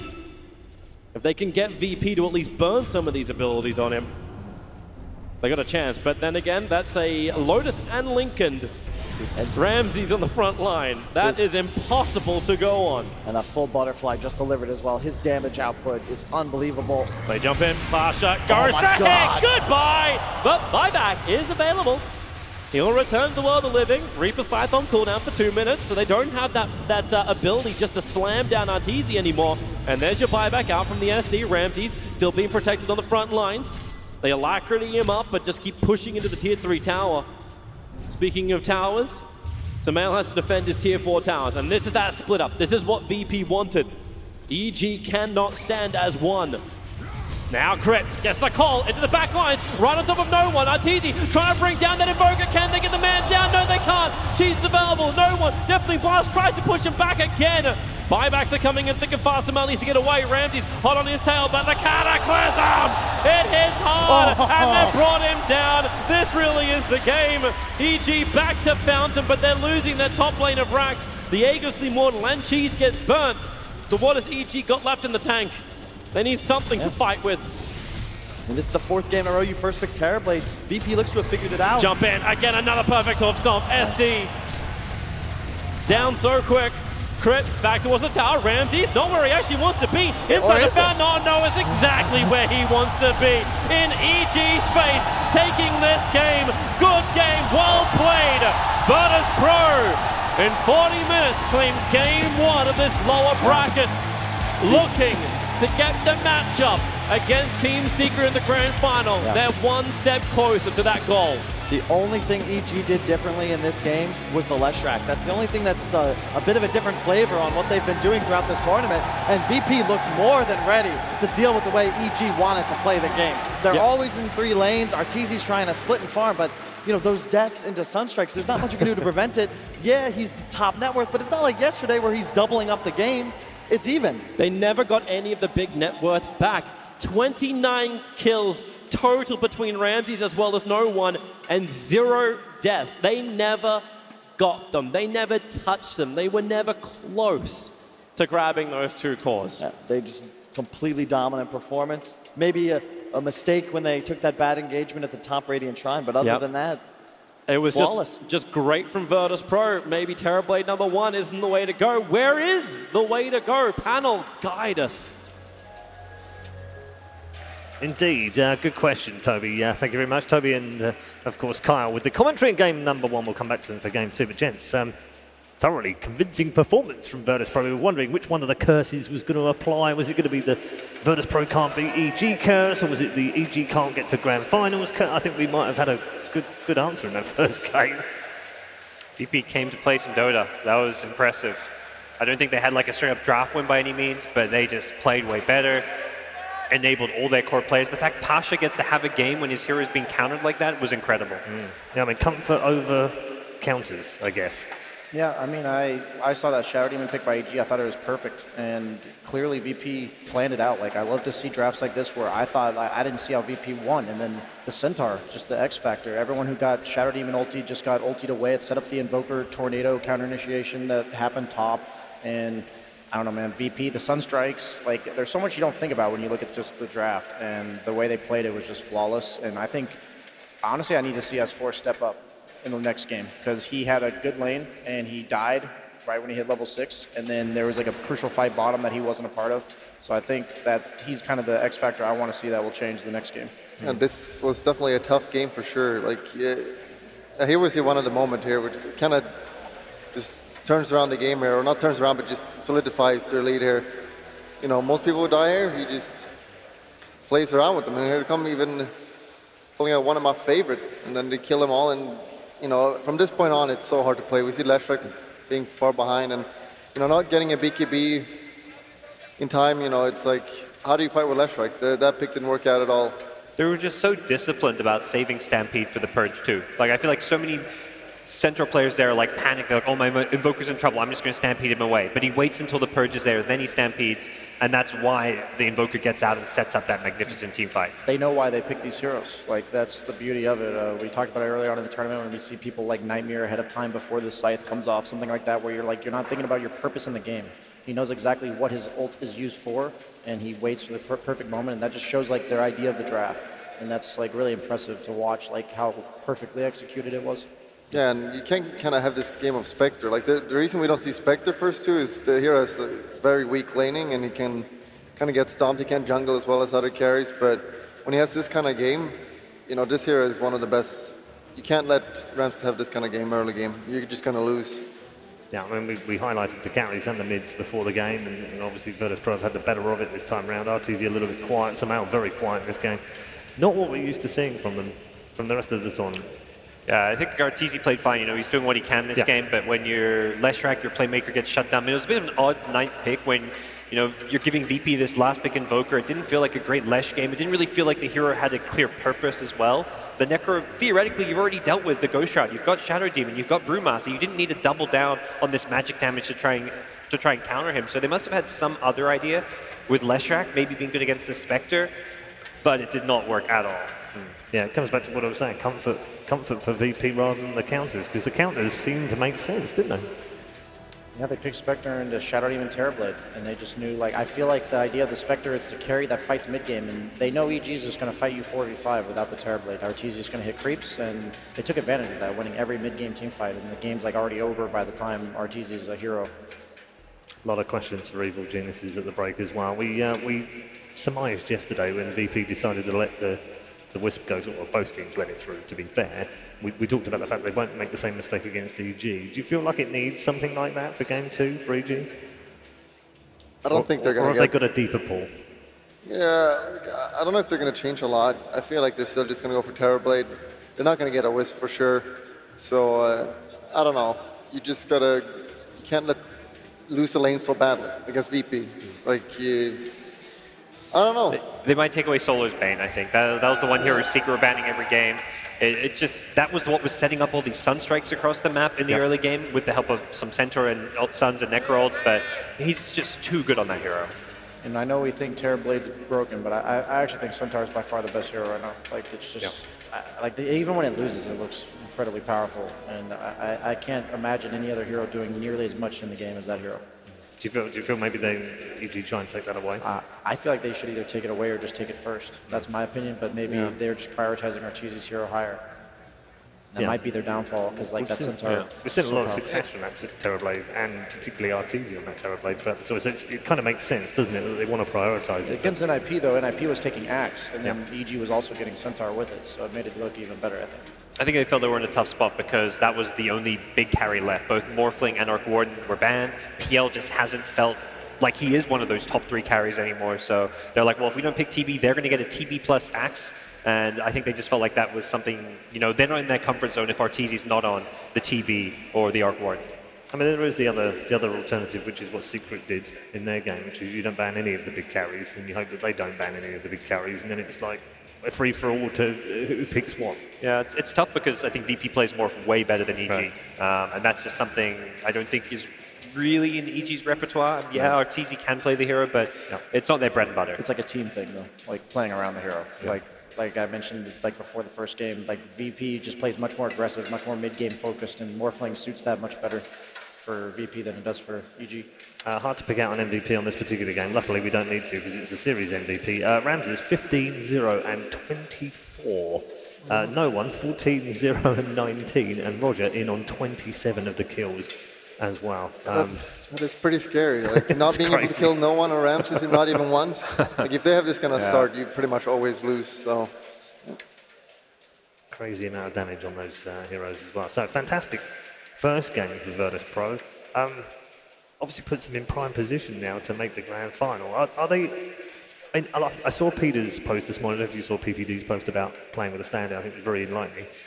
He mentioned that they're not quite there yet in terms of being on the top teams level, and he mentioned only 2 teams: Virtus.pro and Team Secret.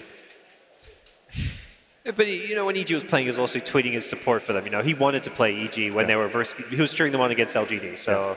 You know, I think he's saying EG's not there yet. Right. Because VP and Secret have shown dominance all of last year, the start of this year in Secret's case. EG, despite this new roster being formed, have yet to really contest the grand finals. They haven't been in the major grand finals. I don't think you can put them on VP and Secret's level until that's happened. Okay, despite the fact that they've got a good lineup. Can they come back, game 2? I hope so. Get more Dota. Right. That's all it is for me. More the merrier. I like what BSJ said. I think S4 is the player that needs to step up. He has been the weak link on this EG team at this tournament. When EG has struggled, it's because he's having a bad game. The Batrider game yesterday, he's had some bad Axe games. He didn't have a great Brewmaster performance there. I think he's the guy that needs to either be enabled more or just play better. It's so unusual though, Henrik, isn't it? Because he's the steadiest player in the team usually. Yeah, definitely. Like I'm honestly a bit surprised to see him play like this. This game he had like a really good lane and all that, and then doesn't do much with it. So yeah, definitely S4 need to play better. Maybe they just need to emphasize to help him more. Maybe I don't know. Like maybe pick him a hero that he really wants. VP is a momentum team, and I think a lot of momentum comes from your offlaner. So that's why I think that's why he's the most important X factor for them coming in, his change of performance. Because when he's not giving momentum to their lane, and then suddenly RTZ dies twice top or whatever, it just opens up the entire game and leads to VP going 15 or 29-0 and 30 or something on their two cores. Yeah, but it is a pretty hard game though for S4 as well, because the Leshrac is struggling so much, and Terrorblade is not going to really join the fight. So. If Leshrac is having that bad of a game, what can you really do as a brew? You need the Leshrac to have a good game as well. So, also Mail's fault, not S4. Okay, Henrik's his own way with the meta in terms of blaming the players. No blame backstage, I'm sure, between the players right now. They'll be busy trying to figure out how they come back in this series, and we'll find out very shortly after this break.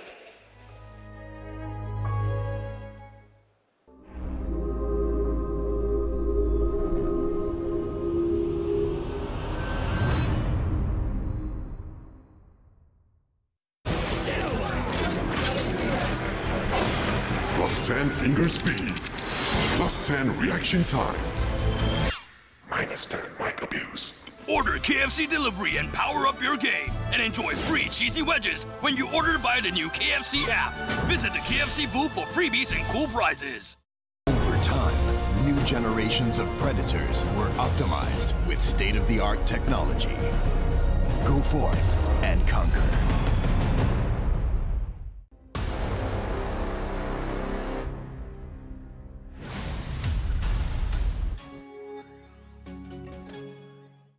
The more information you have, the better the decisions. Data is crucial to do important decisions in Dota games and even before the Dota game in preparation. It's really cool that a big company like SAP is investing into esports, and that I can be a part of it is amazing.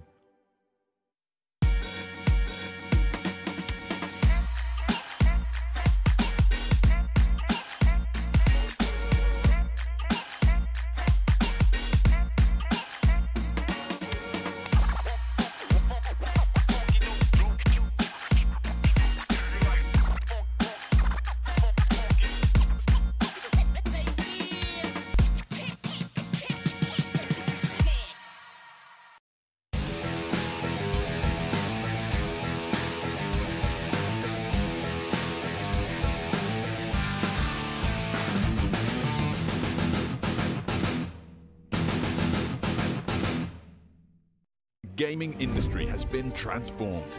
GameView Money is a blockchain game platform that will change the entire gaming ecosystem that creates endless opportunities for interaction between the developers, startups, and community. Its unique Revolution 7-tier business model ensures that everyone within the industry gets the best deals. GVM Invest, GVM Crowdfund, GVM Trade and Publish, GVM Esports, GVM Blockchain Wallet, GVM Social Connect, GVM Mining. Let the revolution begins with GVM. Watch the player's point of view with your favorite setup. Follow your favorite Dota 2 player in every detail. Watch esports your way. Get your digital pass now.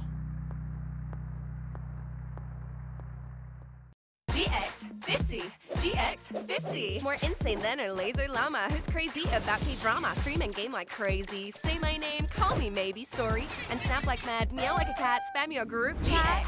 GX50, GX50. Diva in the AM, a rapper in the PM, running for PM, sliding into your DM. See you later, quota, no more limit drama. She's a sugar llama and your baby mama. GX50, more insane than a laser llama. Pew, pew, pew.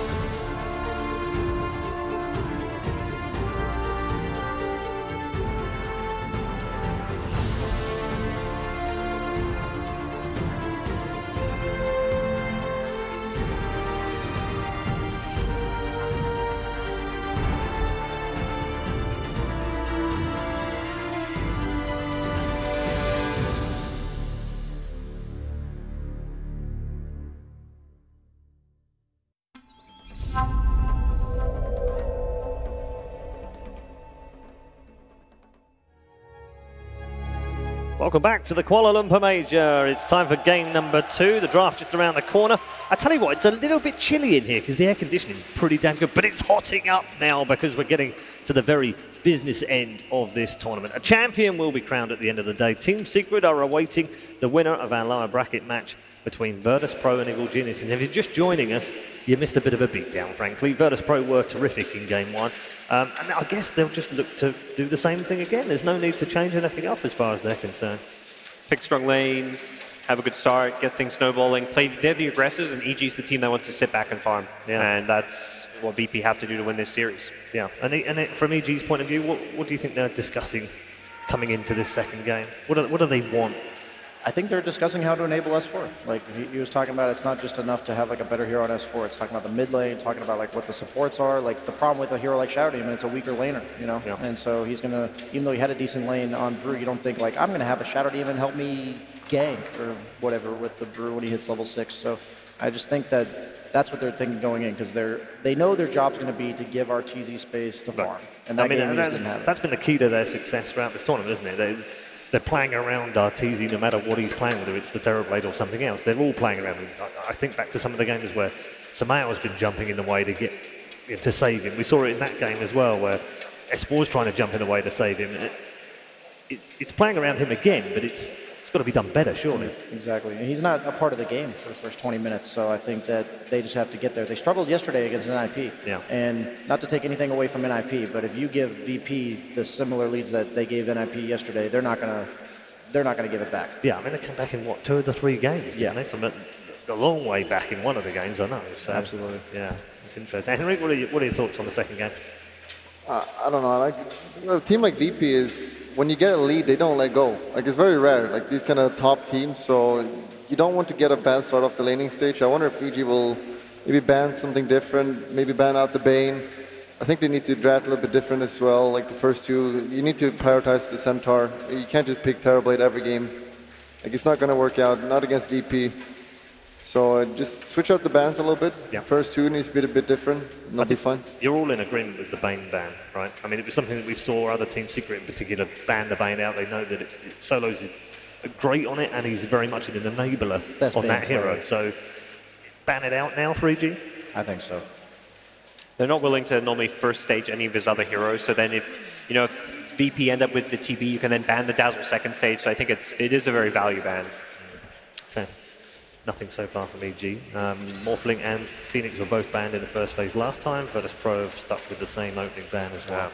Again, it's EG with first pick, so something where VP have preferred being on the Radiant side. Yeah. And I think when you're a team that likes to have these good early stats, being Radiant's really strong because you get that complete Roche control. And they ban out the Morphling, which kind of indicates they want the Terrorblade again. But they can't first pick it. They need to pick Centaur. Like, it's so much more important. We saw, like, Centaur is super good in the laning stage. He's really good mid game and late game when you get the Ags. The team fights are so easy. You just reduce 40% damage.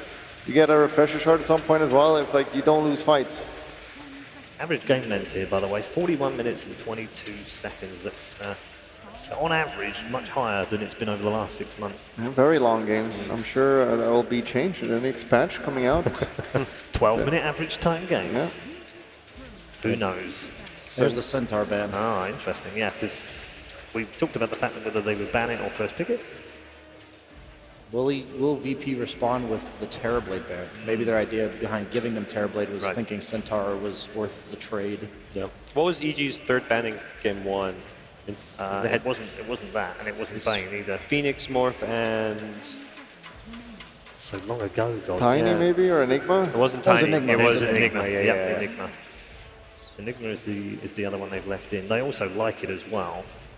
Oh, Silencer is still in the pool. Yeah, Silencer, Enigma, TB, Axe as well. Well, since they ban out the Centaur, they're definitely going to pick the Terrorblade here. Oh. That's the face of no one from game 1. Oh, they ban it out. EG doesn't know what to do now. Okay, so all 3 big carries are gone. That leaves the PL as the only one of the what we call the class of 4. Yeah, I would say Axe is probably the #1 contender to be picked right now. Yeah, but Bane is also under consideration, I have to believe. Yeah, you can't pick like Enigma now. Even though I think Esper is like one of the most stable Enigma. Like a lot of people kind of choke or like miss the Black Holes under pressure, but S4 has always been pretty stable with that, but you can't pick it now against Silencer. It's like an evil villain twisting his moustache. And his cool glasses on as well. Oh, and they do go Enigma. Okay, Enigma first pick. Now, the thing with this is that we have seen it moved to a support when it's been countered heavily. At Wyvern, I love it. At the start of the game, so it has a little bit of flexibility in there. I love the Wyvern pick. Favorite support against Enigma in lane, as well as like probably second or third best in the game, just for clearing or BKB piercing disable. And it's so hard to lane against it with the W. They'll be able to kill the Eidolons quite easily. Spectre is a hero that doesn't easily get black hold. She disrupts team fights very easily. I like the response from VP. And we've seen a lot of Rubiks picked into this Enigma through the tournament. It's been very successful as well. Not really. I don't really feel like Virtus.pro are a Rubik team though. I think Roger's played maybe one hero there. It's not like a comfort go-to. Yeah, you don't suddenly go, Enigma, Rubik. He's done well on the like playmaking initiators, like his Centaur, his Earthshaker. These are the heroes I prefer to see him on. He's been an amazing Phoenix as well. Bane the other side this time, so they do take it away. Bane is just a really good hero. There's not much to say about Bane. Now we talked about just getting the stronger lane. Bane is one of the strongest.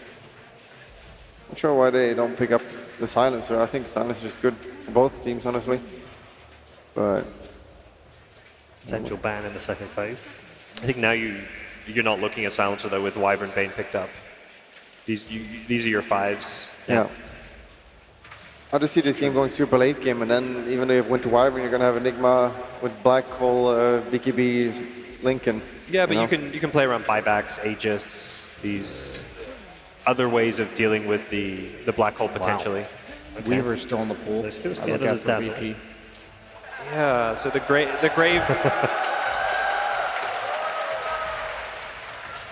Grave can save someone who's black hole theoretically. Yeah, I'm just thinking about the save. I think Weaver stands like out of all the saves left. Yep. That could really work well for VP. I don't think EG won it as a carry. I don't see that being the RTZ hero. They want him to farm. Yeah, I'm talking about third pick here coming out. Yep. So Echo ban on the Virtus.pro side. What's RTZ going to be playing this game? The PL into Wyvern Spectre doesn't sound amazing.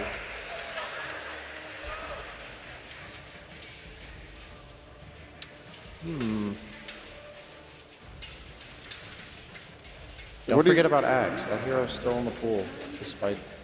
What's a good carry against Spectre? Like, what does RTZ play? I have to believe they'll pick Luna, even though I don't necessarily love it. Yeah. It seems like their go-to hero when the other ones are gone. Yeah, PL is still in the pool, though.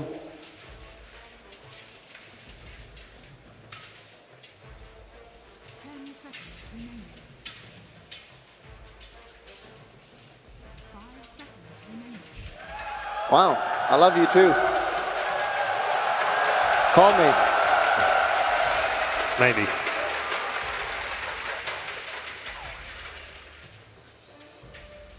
So tiny ban from Evil Geniuses, final second phase ban from Virtus.pro incoming.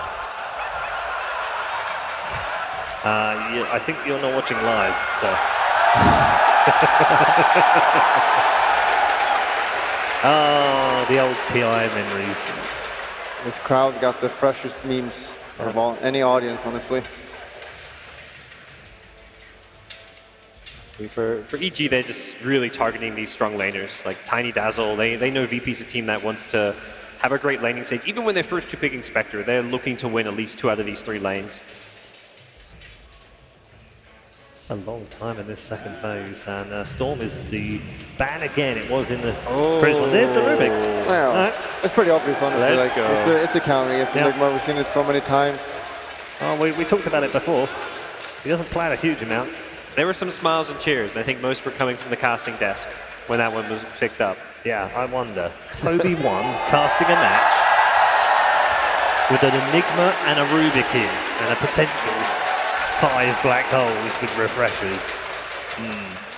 I wonder. I don't think Toby's excited at all. See him grinning over there. Ooh, Kunkka. Is that a support? It's could be either, but I feel like I want to see Sumail play Kunkka, honestly. Why? Feels like a crit hero. I mean, I want Sumail to play something more flashy, something faster, so... Or like an Ember or something. Yeah. And we're going to see Arteezy's hero now. So he's laying against Brewmaster, Rubik lane with the Bane support.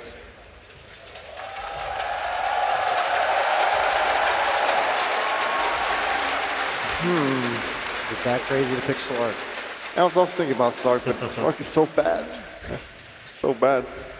VP won with it? Yeah, I was going to say, it was good for one but game. But I was against Nip. Whoa. I mean, it's just how it is. Yeah. I still like kind of just see Luna or something. I don't know what else they play. That's pretty much the only hero I see them play outside of the common ones. I don't think Luna can fight into Spectre Brew. Like, I don't think they have what the tools needed to allow Luna to fight into that. The Luna's not banned right now.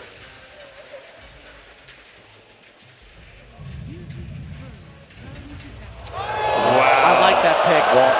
I didn't even want to suggest it because nobody ever picks it. This was like the old school counter to Spectre. Yes. The Healing Ward. Yeah, Healing Ward for Spectre. Is that even... I wanted a carry that doesn't die to Brew, like doesn't get pressured by the Brew, can actually take down, like participate in team fights early to mid game. I think this is like a different playstyle for Arteezy, but I think it's really important that they can include all 5 heroes early on this game. I accept classic counter, old school counter, but in the middle? Yeah, right now, I don't know, man. I mean, Jug's only weakness is the laning stage, in my opinion. He just usually has a crappy start, and he's got Bane against Rubik, but like a support duo. Yeah. Right, and I'll take that and say you're playing probably the best laning team in the world. But this hero has many issues, like especially this game. You see, first of all, the Healing Ward is going to not be very good. Winter Wyvern can easily hit it, and Brewmaster will just kill it, so the Healing Ward is not going to be that much of a factor. And then, like every time I see this hero in like a pub, it's so underwhelming. Like he doesn't, you ult someone and he Mantas, Spectre Mantas, your ult doesn't do anything, and then you're useless. Cold Embrace is there as well. Like, it's so hard to play. If there's someone who can make it work, it's probably Arteezy though. It's not going to be your win condition, so yeah. The thing is, you have Enigma for that though. Like maybe it's not the best against the Wyvern Spectre with the Enigma,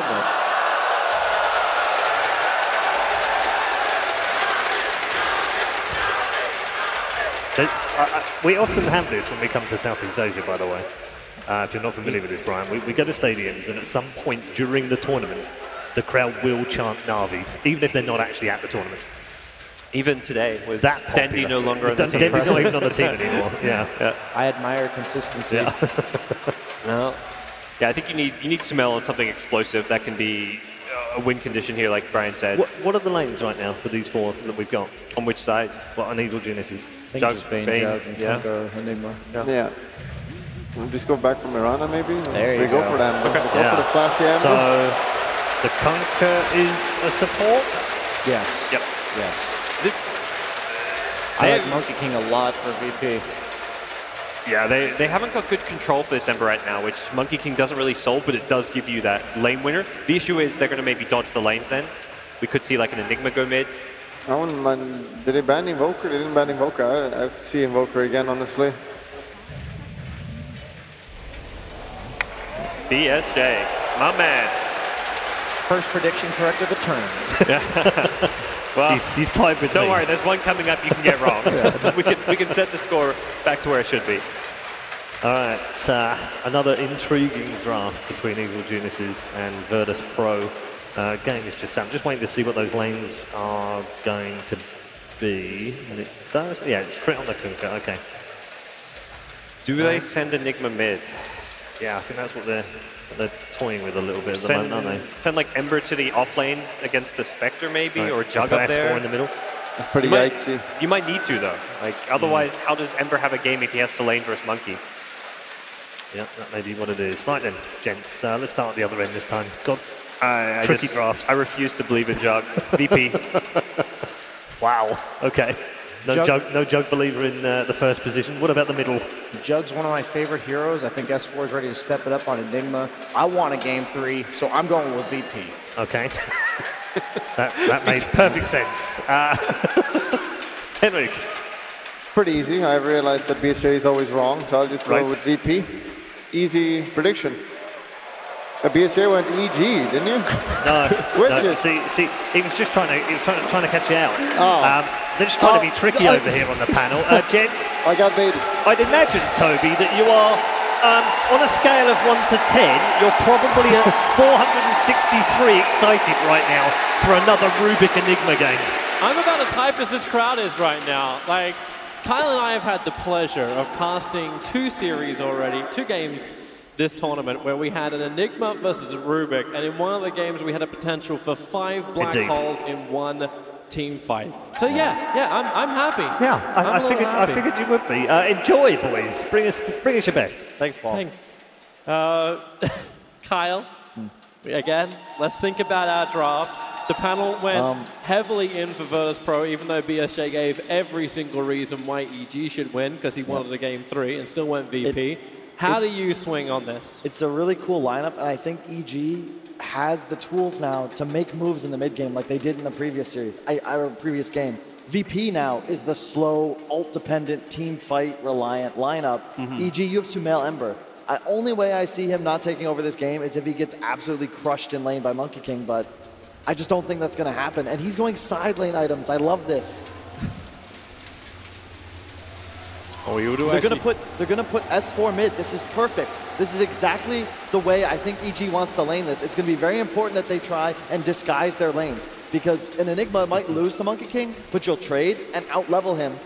All Sumail needs is levels, and then you have that 1+1 concept where all these cores of EG plus any support, any lockdown, easy kills all over the map. I can't wait to see if they can do it. There's only one thing I want to say before we get the bounty battle underway. I guess I cannot believe that S4 has no cosmetics on his Enigma. That is 1 Baron Enigma set. Almost brings a tear to the eye. Look at that. Look at that. What is that? What is that? Come on, S4. Step up your cosmetic game. For 10 seconds, the bounties look to spawn up. I want to keep my eye on Roger. For me, like, he's always one of those superstar players. And the Rubik has just been a superstar hero for this tournament, beat in the hands of Yaps or all the other talent. Looks like we'll end up having a 2-2 split on the bounty runes. Crit will take some extra damage on the bottom for it. But everyone's into their laning phase. So as you said, S4 running the mid, running the 3 Mango style build Enigma up against the Monkey King. Just going to try and dominate that lane. And does VP change it? Do you just TP out of this and switch the lanes up? You definitely don't want this matchup. However, it's tough because you don't ever want to leave mid, especially this early. The lane's always pushing too, so you will certainly miss a creep wave if you try and rotate out, unless you teleport, and you can always just TP back. Whereas Ford, he's not even getting the last hits, and like, he's lost all of his conversions and no one because that stick is so damn huge. Just able to reach and get the denies out against him. Bottom lane will be an interesting battle as well. How's Ramses played this one? You talk about the mid being a nice lane up for Enigma, but how do the other matchups work? Bottom, I think this is super favored for the EG lineup. You have Wyvern with 42 base damage, Spectre with 48, and you can't take off Flame Guard once Sumail hits level 3.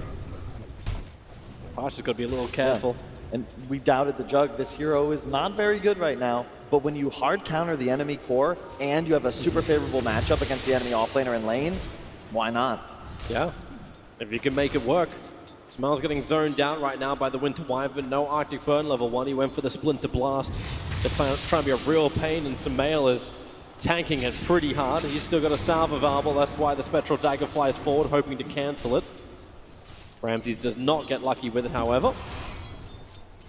As Rogers grabbing the creep wave from the top, trying to change the momentum. Arteezy is kind of farming up against 4 heroes, 4 creeps underneath the tower with the pressure from Pasha. He's not a healthy man, but this is a Juggernaut. Yeah. Doesn't really matter. Your sustaining lane is so good once you're willing to put the point into Healing Ward. Even though they're in different lanes, it still feels like this Sumail. game. Fighter Fist already used the Splinter Blast. Sumail so slow, but the Kunkka Torrent making it difficult for Ramses and Solo to keep the pressure up. They are just burning through everyone's regeneration. They've all got sticks. Yeah. And this game is going to come down to Sumail and no one. They're the players that can move around the map. No one has a lot of pressure on him to perform this game. No one else can connect. 12-9 to the 4-5 of S4. You want him to work? He's working. And then grabs a double damage rune as well from the top river, adding even more pressure. He got 6 Eidolons with a slam as well just then, so he's got a lot of extra gold thanks to S4. This is a nice little thing for the off lane for a little bit of extra sustain, the ability just to X mark and then TP back, bring extra consumables for Sumail. So even though this lane is really just pounding into each other, EG knows that they've got the better courier. It's Kunkka. And I expect them to pull even further ahead as they get more levels. But Wyvern Spectre, again, another OG special. It's lane. S4. He's going to be real careful when that 4-1 hits up, bounce down. Wow. No one! Styling! Not bad. Not bad at all. Yeah. Tip him to the tilt. This S4 instantly returns to the mid lane, but no one knows he is winning this mid lane so hard. This is when VP is the scariest, when they play with so much confidence, when they can be always aggressive, 100% playing to their limit. He is just going to TP out. Arteezy doesn't go for the spin. And a smart TP only goes to the tier 1 tower. So Harsh is quickly back into the lane.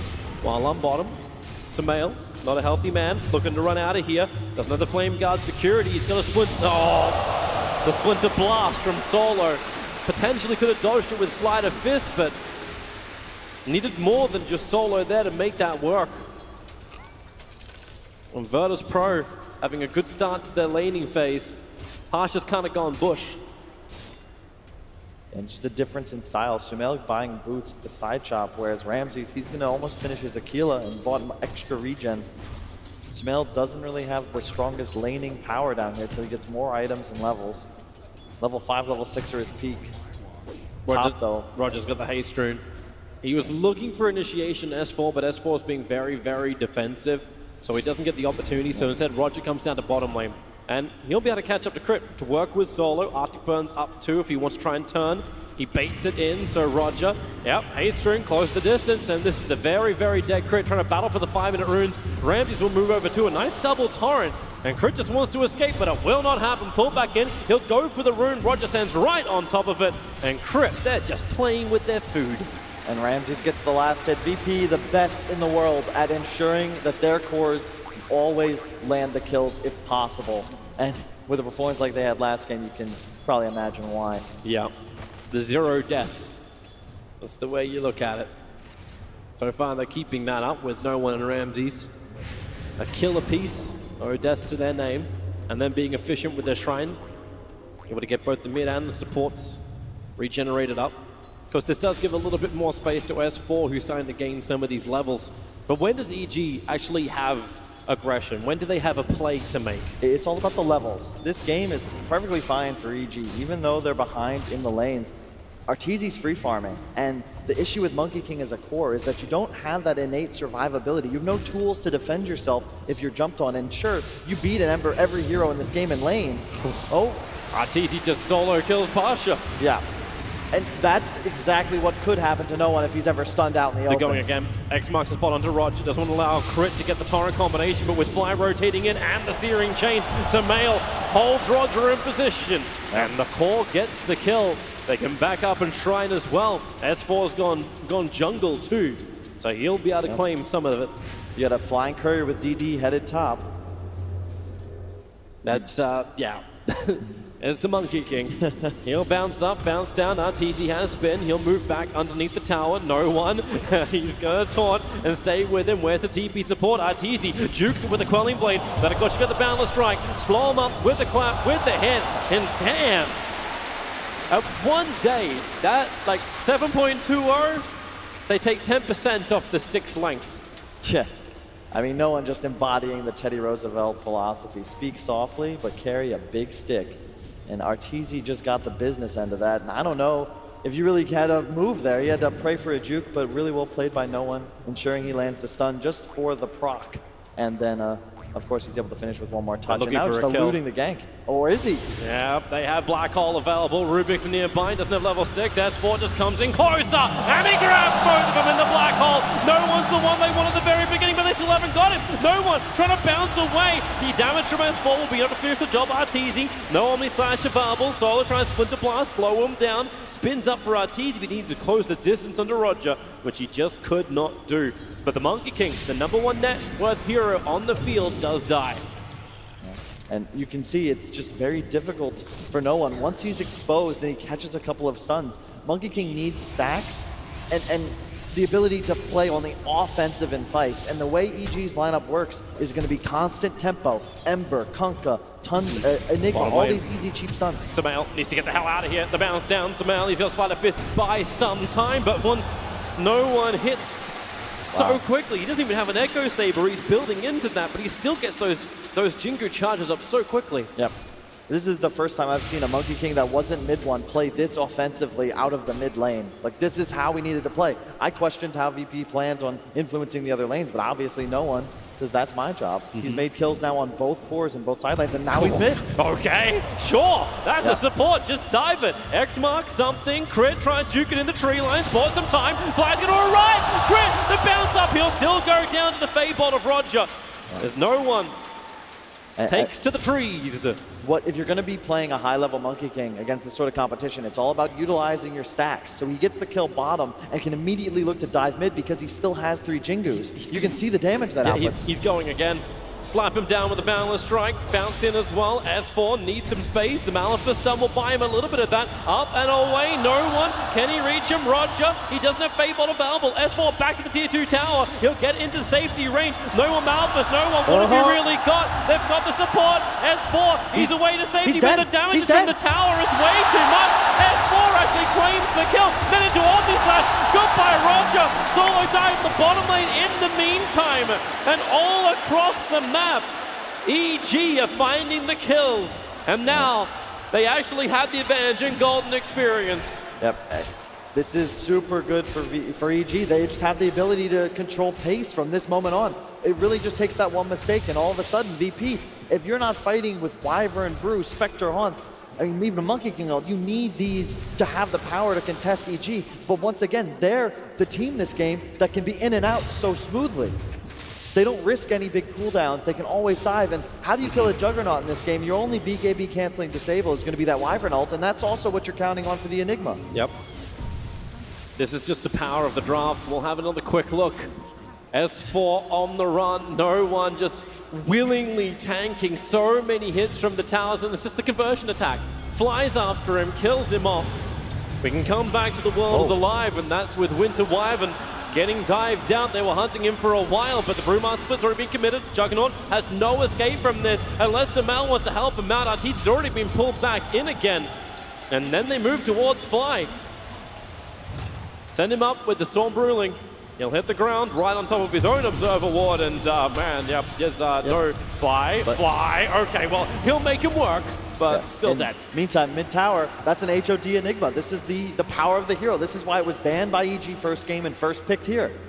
You get 30 seconds of space, even though you got absolutely destroyed middle. Look at the net worth. He's tied with no one, and he's going to output objective pressure, which is something Monkey King really never does until he's 4 or 5 slotted.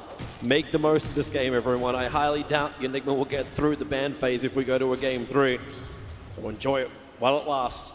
And he took the most critical tower as well as Dire. That mid-tier 1, now it's an easy move to the bottom area. Fly placed that ward just before he died on the shrine, so they'll be able to see rotations. And Fly. Asleep. Nightmare, he found Roger. Support's coming in. Crit's going to follow up with the torrent at the perfect time, and goodbye, Roger. Sumail just walks in and with the immolation finds the kill. And that catapult army of conversions just takes another tier 1 tower. Do you keep going? I think Black you do. Hole is up. You gotta fear the Wyvern 6, but he doesn't have it yet. Even if you have the Wyvern 6, as long as Crit stays back and uses the Ghost Ship, are you really that scared? Yeah. A Midas picked up on Pasha. He's got no split.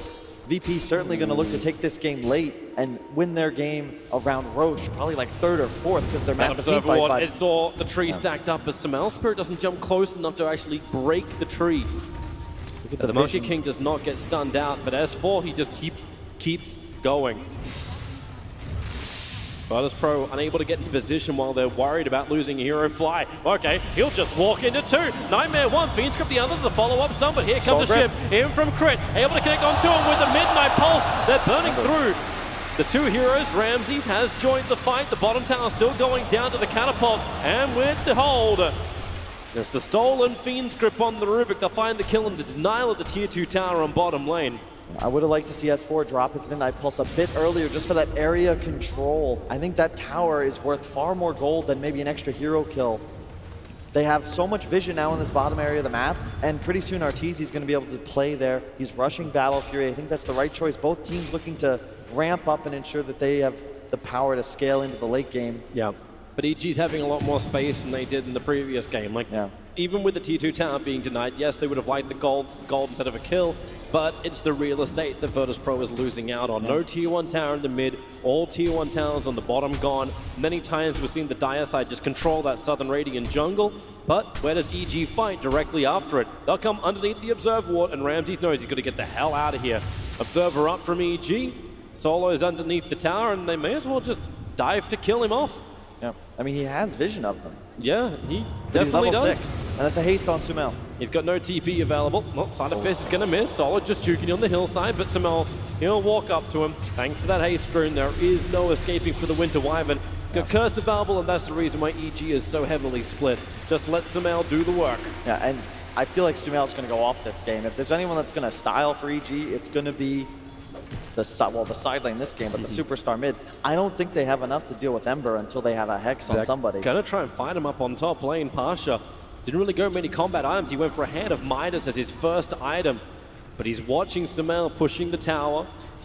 They had their Observe Ward de-water to Roger. He'll arrive. He's looking for some kind of grab. There's still 13 seconds before the Fiend's Grip comes off cooldown. And thanks to Spectral Haunt, they find Crit. And he's the one they're going on to. With the ship flying in, maybe he'll actually sustain a lot longer. No one will still find the kill. As underneath the tier 1 tower, S4's backed up. Send him up and towards the air. Ramses there with all the Bruling. Sumail wants to help out. Now back in. S4 with a Splinter Blast. He's so low on life. He was about to begin the black hole, but could not get it off in time. And with the support rolling in from Virtus.pro, they can survive under the tower. Pasha's not a healthy man. That's Evil well done. Genius is able to actually get back out there with also only the Conqueror and Enigma dying. Yep, exactly, and look at S4 microing the card, trying to keep that tower alive. That's fine for EG. You only lose 2 after all those ults committed. Arteezy was farming that Fiend's entire Grip. engagement. Roger has come back off cooldown. The stolen one. Solo's going to arrive too. Have they got enough damage? Sumail takes the bounty room while he's here. Sure, some bottle charges. Sleight of Fist. Spirit needs to jump faster and away, but the Spirits! Roger sticking with him. Sumail's Flame Guard. It'll protect him, and then they will shrine up Sumail. But Roger, this is why we watch the Rubiks very, very closely. And look at this, S4 still, he kept that tower alive. Look at the cart in the mid lane.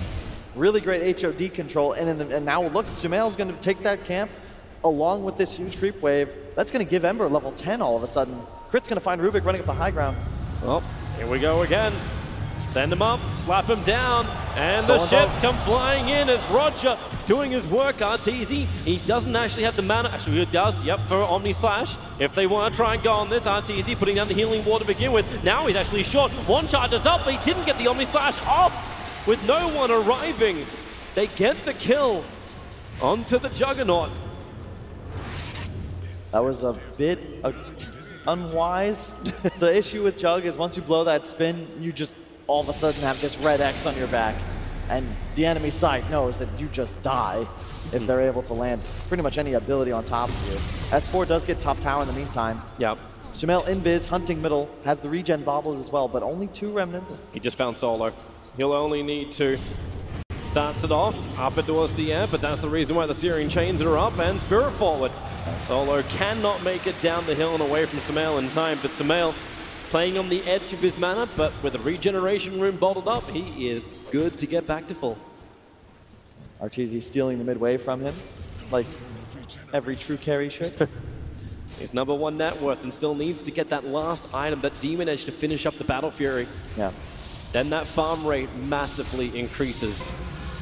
Roger going to be able to steal spin. That's a nice little thing for a Rubik. And also look at the bottom Ancient stack. There's a triple there already. There's another double and a double hard camp in the top area of the map. And that's all for our team. Top lane, Battlefield. Spirit jump over forward with the side of fist searing chains. They hold him in position. S4 commits the black hole for Ramses. He's spectral haunted out. Crit was on the edge. You're never going to hold him. This ain't Alcatraz. And Ramses wants to go for more. The spectral dagger flying up to Sumail. Mistakes were made.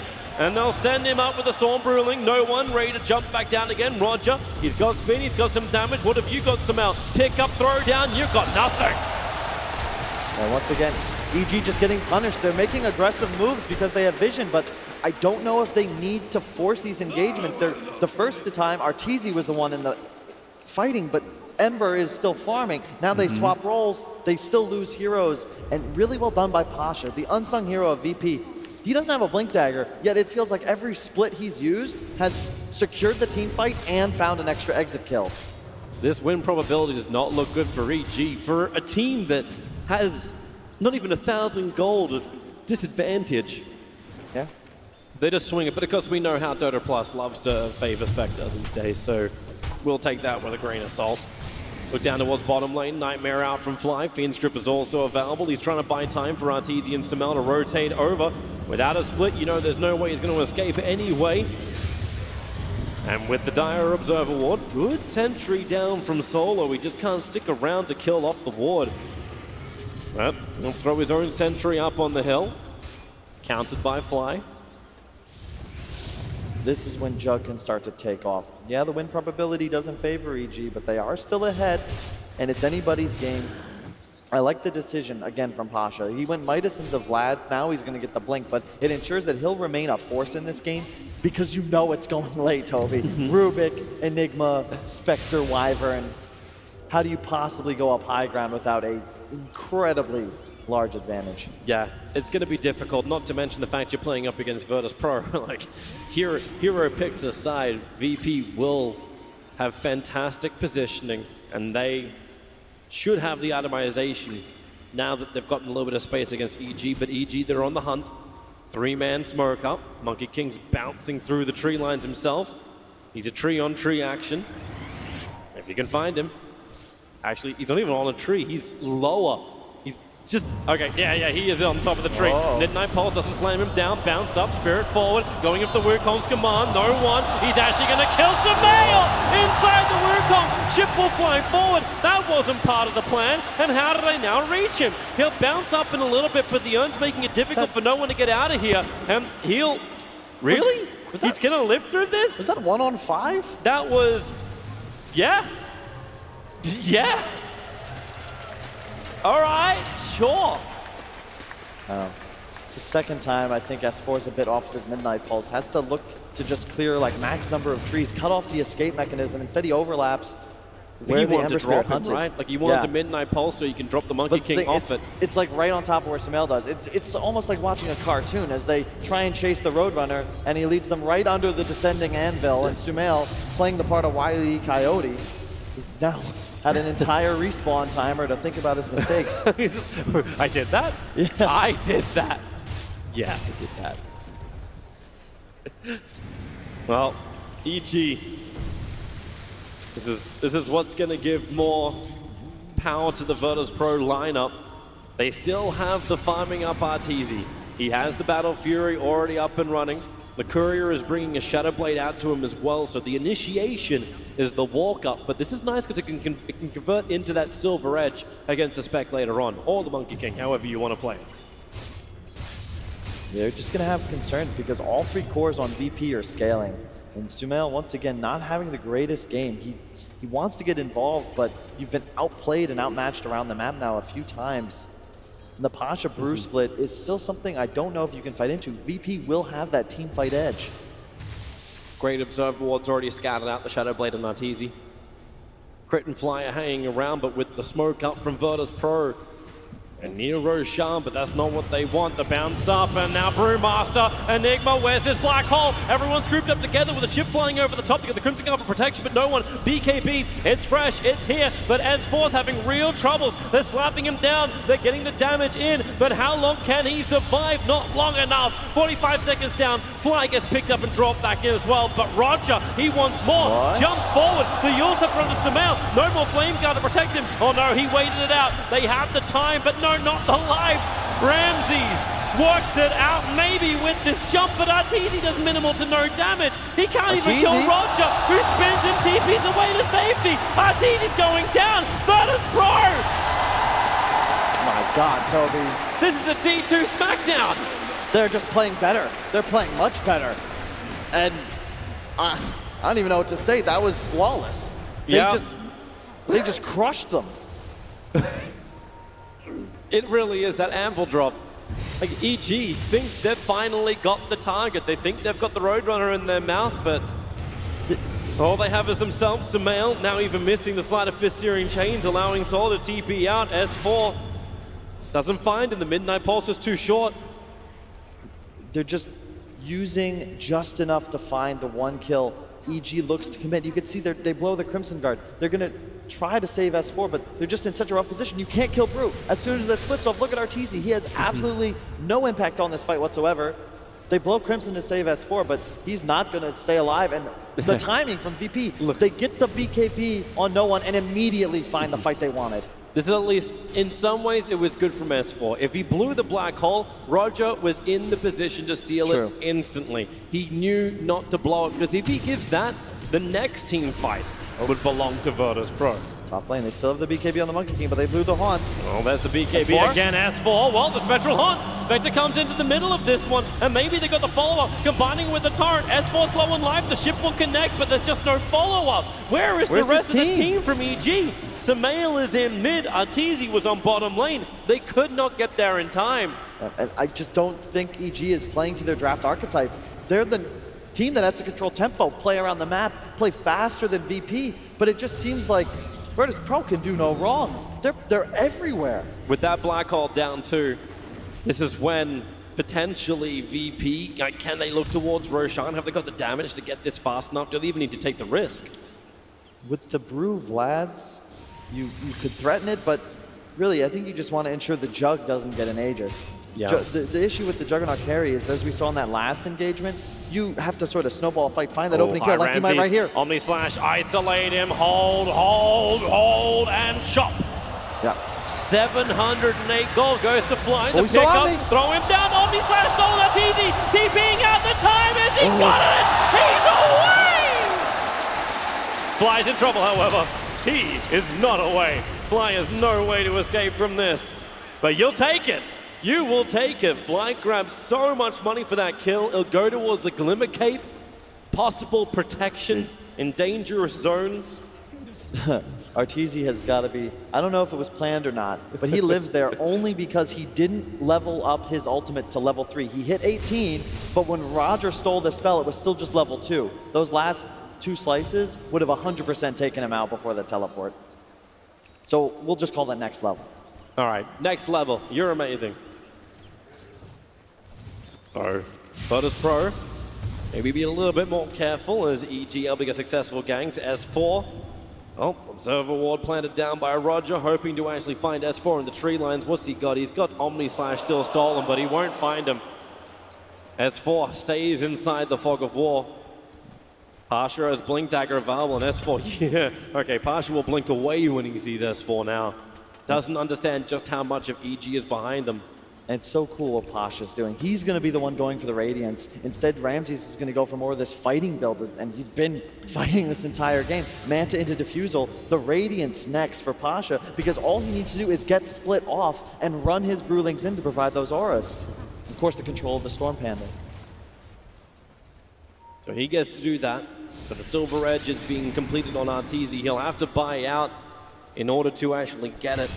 Meanwhile, Virtus.pro, they enter the pit. They will look for the big man.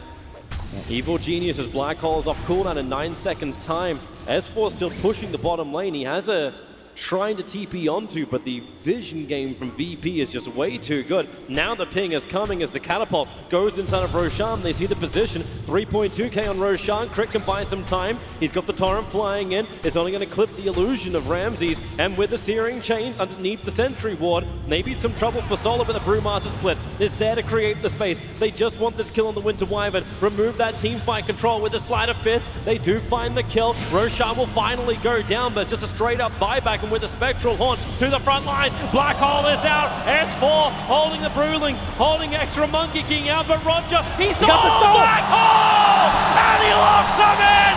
Evil Geniuses!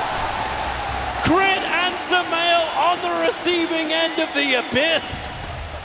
Solo's got to be laughing right now. That's the oldest trick in the book. How many times have we seen him deliberately feed himself into an immediate buyback? They blew so many cooldowns to kill him. It secures the Roche, and Pasha just patiently waits for his ally to die before he decides to split and ensure that he's going to be able to take control. Let's see that again. The first black hole, it's good control, but once again, it's a black hole with no follow-up, and Roger grabs it, the perfect position.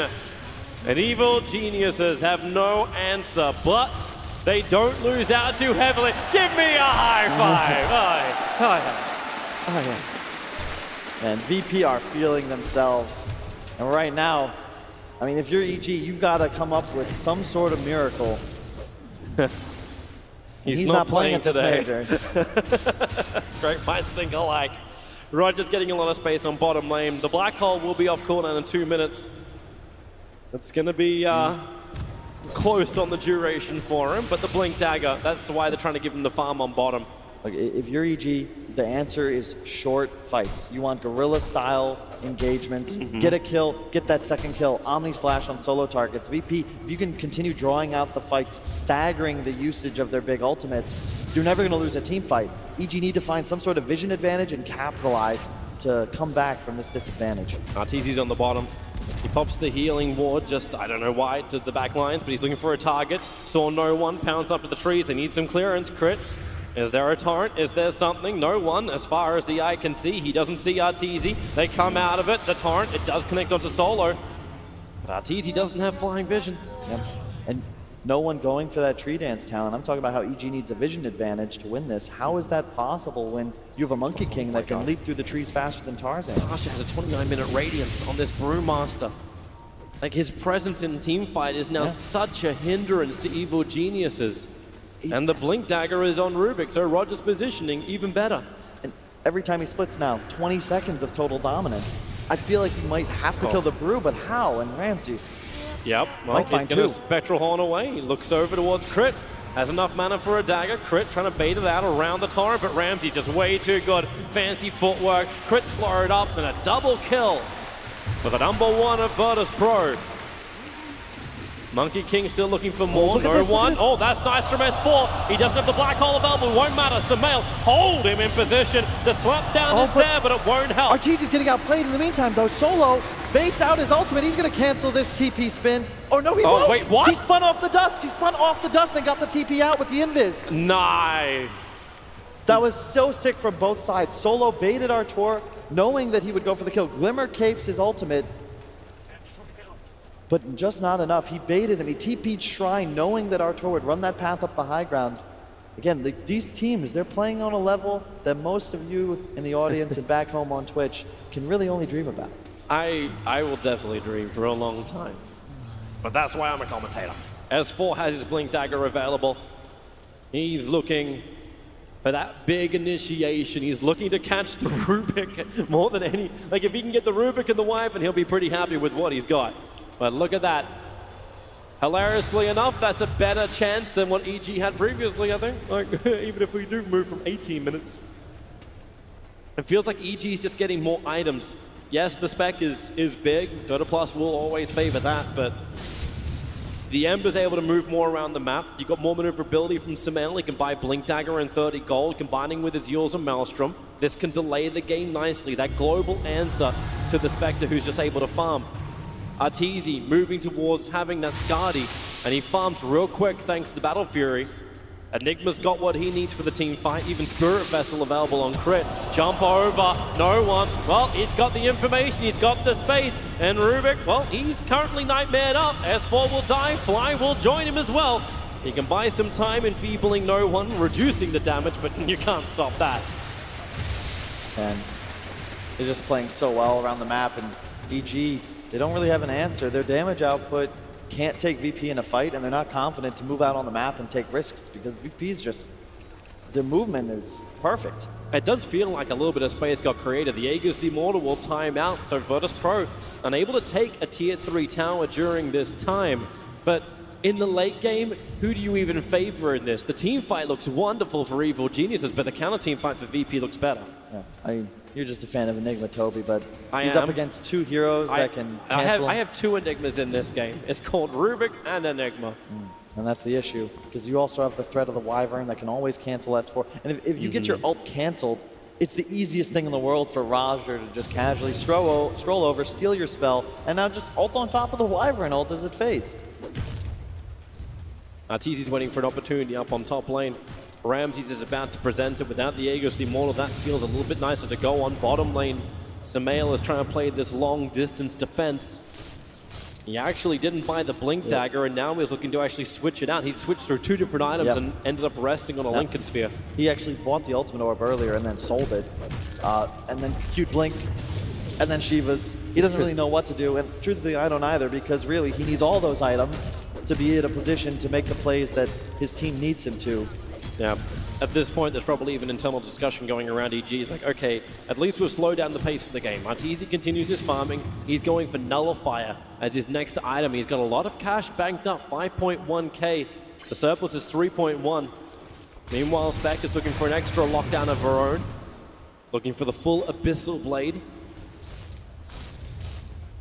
Arteezy understands the way he's got to win this game. It's just taking out a target by himself. The concern with Jug is like you need to be that further item ahead. It was the same with Terrorblade in game 1. It looks on paper like he might be able to carry this, but it's 3 against 1. Make him sound like a Nyx assassin. Hey, go out there. Just stab him in the back. Create some space. It's going to take something miraculous. If you're EG, you got to get on top of the supports and allow S4 to get a 2-man ult off on the cores. But we talked about it right after the opener. Spectre versus Enigma, you picked this because you have so much reach. You're just right on top of him. He bought the Skadi out. Arteezy will continue to fight without buyback. He's got the rest of EG with buyback. So even if a bad team fight does happen, EG should be able to at least hold their high ground. Can't believe how long Monkey King has been stalking the bottom lane. Samael's going to walk right underneath the tree, and that's why no one jumps down. Spectral Horn, and instantly the Abyssal Blade is revealed. It was only just done, and he found Arteezy spinning, shadow bladed up, or silver edged up, continues the run, but they follow the dagger, and now into the Omni Slash. No! Arteezy! He broke him out with the Manda style. He couldn't complete the ultimate. Now no one. He's also free after the Bane was set up towards the air. Fiend's Grip cancelled, and you know VP go from one to the next to the next. 4 heroes down from EG. I was talking about the buybacks being available, but they didn't want to use them. It just like a cat playing with a mouse, Toby. That's a very dangerous cat. Evil Geniuses will have to burn at least 1 buyback if they want to defend. It's just so fast. They, as you said, scout, waiting for someone for so long. Immediately, no one stunned, the Spectre Haunt, Abyssal, and as soon as he gets the last hit, Ramses is already hunting for more. Pasha there with the gem on his Brewlings, immediately splitting, continuing to pursue. They've got time with the fortification up. Ember is now back to the world of living. VP trying to beat this melee Rax down. Conker's up as well. VP, how much do you really want to go for? S4 jumping forward with a Blink Dagger. They'll get the Sons of the Monkey King taking out the tree, but S4 with a Malefus follow-up too. Monkey King's not healthy. The Nightmare will be switched off by Pasha, so Ramses can just continue his fight. Cold Embrace, protecting no one for the moment. But Roger, you see where he is. At the back lines, he's ready for any kind of initiation that S4 goes for, to steal it and return it. That's only if they felt the need, which they don't. Mid-Rax is Virtus.pro's. You just can't win a fight. You can't play this game as S4 if the supports aren't dealt with. And when you're this far behind, What do you do? There's a Glimmer Cape and a Blink on Solo. It's a Blink and a Yules on Roger. Their positioning is going to be perfect. Virtus.pro just in such a great position, and this is the type of game they want going into a grand final against Secret, who have looked really good. And now here comes VP again into the back lines, going after the Juggernaut. That's why Ramsey went in there. Abyssal Blade as well. Arteezy, he's going to have to Omni-Slash with everything around him. The curse is out. Who's going to kill who, however? No one's in range of it for the moment, but it won't matter when the bank goes down. Black Hole out from S4. Holding Ramsey, but no, it's still not enough. But the Soul Black Hole instantly cancelled. Rubik, he's going to go down. That was a good stun, but no Arteezy. Samel has buyback available. They're going to burn him thick and fast. The hits are just coming so hard. How do you defend this? So powerful. Pasha is just a beast. He's got the same net worth as Arteezy and his 2 cores. His friends are still 1 and 2 in the game. You just can't fight the side of VP unless you get, again, something stupendous. You need a 4-man black hole, and that's on cooldown for 2 minutes, Tobes. They're going to X-Mark Torrent, S4. Trying to help burn through Ramses. The level 4 Midnight Pulse to Mail, realizing just how hard they hit. Same for S4, he's too far out, well away from the ship. Under his own tower, he shall die. Buybacks available, but they bring down the raid boss. 1,300? Crit's able to take the kill for it. He'll die underneath his own tower. The buybacks just really aren't there. S4 TPing out right on top of the Brewmaster. Blinks away. That's confidence, and that may just be the game. If S4 goes down here, Samel has no one else to defend the base. He shall be hunted. He shall be murdered. He wants to go after Pasha, but the Searing Chains, as you said, he's got so much net worth on the Brewmaster that Samel's chip damage is exactly that. It's a chip off a huge block. And there's, I mean, respect TG for playing it out, but at this point, VP looking dominant. How many times must EG be denied the grand final of a major? Yeah. Virtus.pro, they're no strangers to it. We saw it up there. How many? It's 4 majors they've managed to win. And this is a huge one as well. The DPC thinned out the majors. These kind of points only come around 5 times in the year to qualify into TI.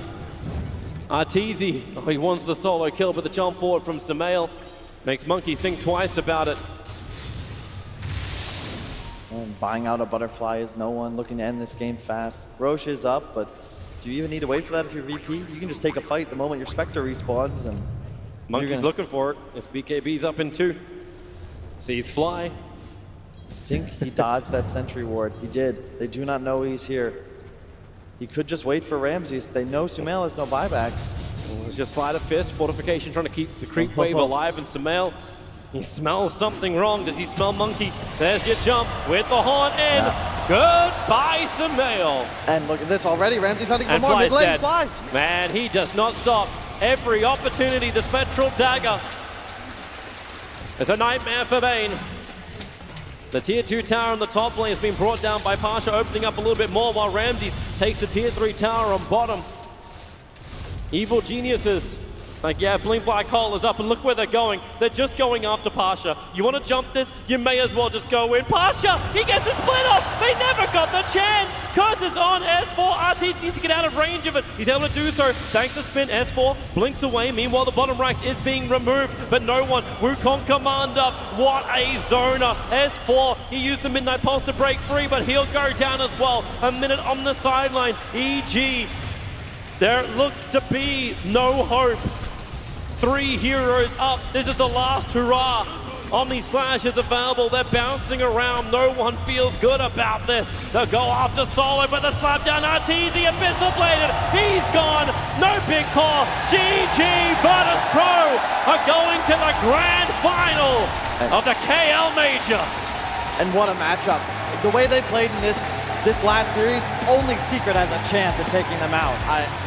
Draft be damned, VP look like they're on another level from everyone else, with the exception of their grand finals matchup. This is so scary for any opponent against them. You're right, Secret, they've looked good, but Virtus.pro, the former glory, they didn't have it at TI, but they always get it during the primary season. All the majors they attended previously, they look so strong, and now they repeat that performance. They repeat that quality. Yeah, in play. They're playing with the swagger we remember from those early majors last season. Talked about how attitude is going to be important in this matchup. VP just they were just full divide. No stopping them. And honestly, that felt like I just watched a man slowly get mowed over by a steamroller, because that was damn impressive. Yep, they look good. They did change out their coach. The draft looked perfectly prepared for Evil Geniuses. Maybe EG also go back to the draft board. Do we have something which is a little bit less predictable to display whenever we come to this tournament? But EG still do place top 3. That's true. So that's a great performance for themselves, so they can take home the consolation prize, the Dota 2 board game, or whatever. Either way, EG 3rd and VP Grand Final. Thank you, wonderful commentary as usual from Toby and Kyle in our lower bracket final match. It is Virtus.pro that move on. They will get a crack at their 5th major title. That would set them apart from OG. They're currently shared top with 4 major titles apiece, but also Secret in there going for their 3rd major championship as well. An incredible 12 major finals between the 2 grand finalists here at the start of the brand new DPC season. Unfortunately, it's also a familiar theme for the boys in blue. EG finished 3rd yet again, the 6th time at a major without reaching the final. They have done exactly that. Let's get some final thoughts from our panel. We've got Admiral Bulldog, BSJ and Gods alongside. Gents, another fine performance from Virtus.pro.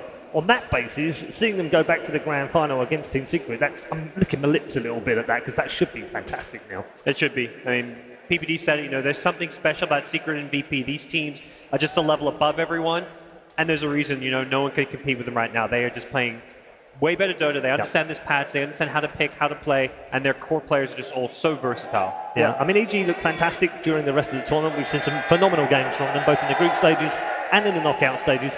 But they've just fallen a little bit short here. I mean, I don't want to criticise their performance too much. There were some mistakes in that game, undoubtedly, but it's the difference, isn't it, between the quality between VP and EG right now? Yeah, picking the same heroes and being really good at like one type of play only gets you so far. If you're just better players than the other team, then that'll carry you through the tournament. But I think that's why EG is so consistently getting 3rd place in these tournaments, and because it just doesn't work against the best teams. They come prepared with strats. I think this last pick, Monkey King, was so good, not only because it beats the Ember mid, but it also beats Jug and Enigma, so they have no hero that can actually take over the lane.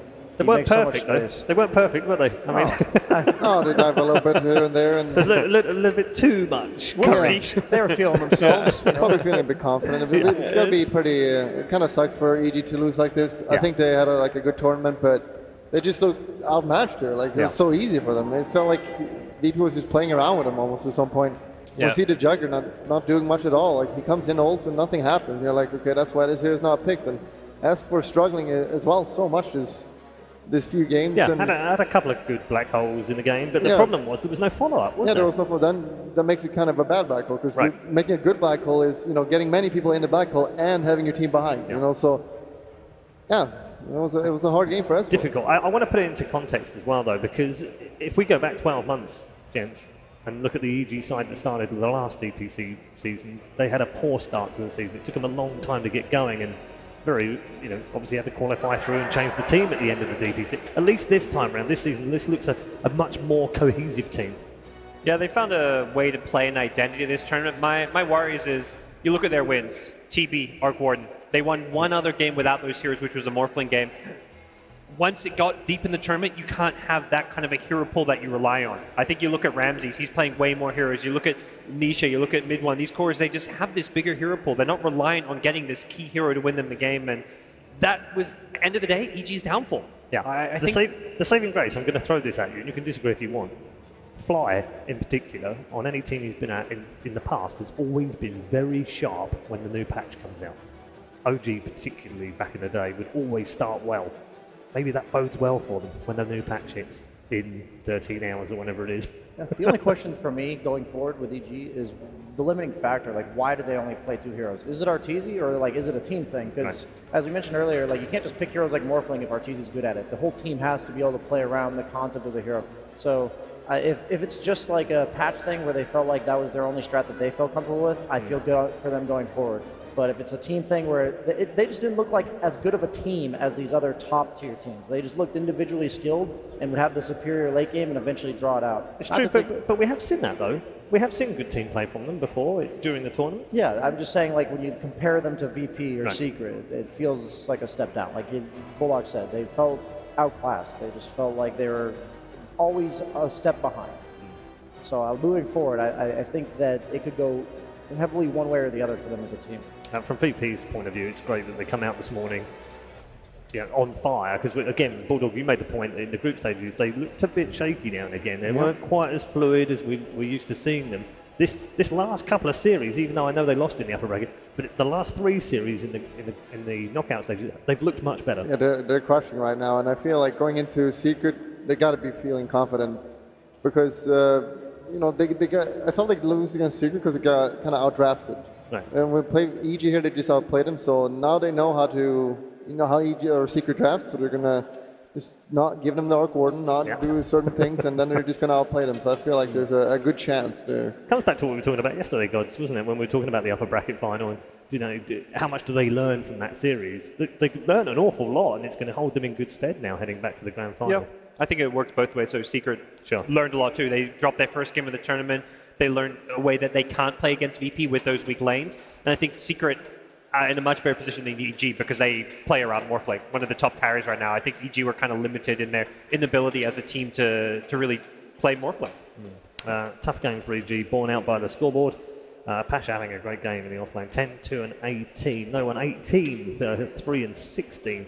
And Ramses again on plenty of the kills, 25 of them this time around. 11-2-25 for him. He's had a fabulous series. Absolutely. Love watching that from a carry player, especially on a hero like Spectre, who has fallen off a lot in popularity.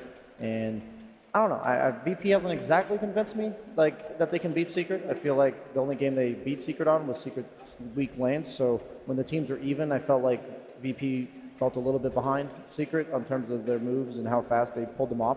But I do believe that this will be an exciting finals, and I look forward to watching some top-tier Dota. Yeah, it should be good fun. MVP for this series is actually no one. No one? No one's won this at all. No. They all played amazing. Yeah, it is no one that wins it. I think you probably could have gone for no one or Ramses in this particular series as well, and Pasha in particular in the second game had a really good game. I think Pasha was incredible too. Even the first game, he died 4 or 5 times, but he was playing a Necro against this line that countered Necro. The fact he did so well when he was hard counted was impressive, but I think no one gets the MVP because he's the only guy willing to do an interview. So, he deserves some love. That's true, yeah. He's been the only person to do an interview so far. Yeah. He gets thrown in by his team, so, we're going to be biased towards him. And then they kind of mock him a little bit in the background. And try and put him off, but it doesn't put him off. Here's some of the highlights from his 2 games. Started off with game number 1 with the Invoker, a signature hero from him. It's always great when you see these top players playing their top heroes, isn't it? Whole team put on a clinic, but I mean he put on a show for all of us. I love watching Invoker specifically, just like the skill cap on a hero like this, and I think mainly like team fight spellcasting is like his escape top. Like, yeah, he had the Centaur ulti, but it's all just perfectly calculated, and it's honestly a piece of art for me.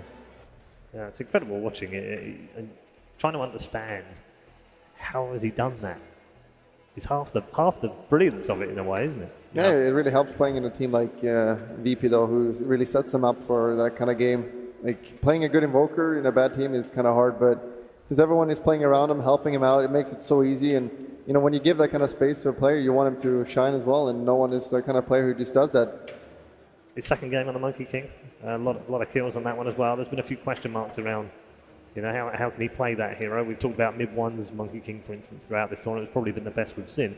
But that was an impressive display in game 2. He clearly knows what he's doing. He's spending like all of his game on the trees. He forced them to chase them all over the place. He's always active. He took the tree dance talents so he can get across the map and see everything. Set up every fight. Set up crucial pickoffs on the Ember later on in the game. So it's a hard hero to play. It's a very different hero. A little bit too aggressive at the start, but didn't cost him in the end. You get one reminder that you're not unkillable, you're not invincible. You are actually human. Yes. And I think that's what I love about him, is just how dedicated and passionate he is about learning and improving. A year ago, you talk about top Invoker players, no one's name wouldn't have come up. You talk about top Invoker players now, he's probably up there in the top 3, top 5. He's just really grinded, learned this hero, played a ton in pubs, pulled out in competitive play, and then you've got heroes like Monkey King, same thing. He's just so versatile, plays so many different heroes. Okay, let's bring in our interview victim then from Virtus.pro, and let's see who we've got this time. Oh, amazing. It's no one, again, and Roger alongside.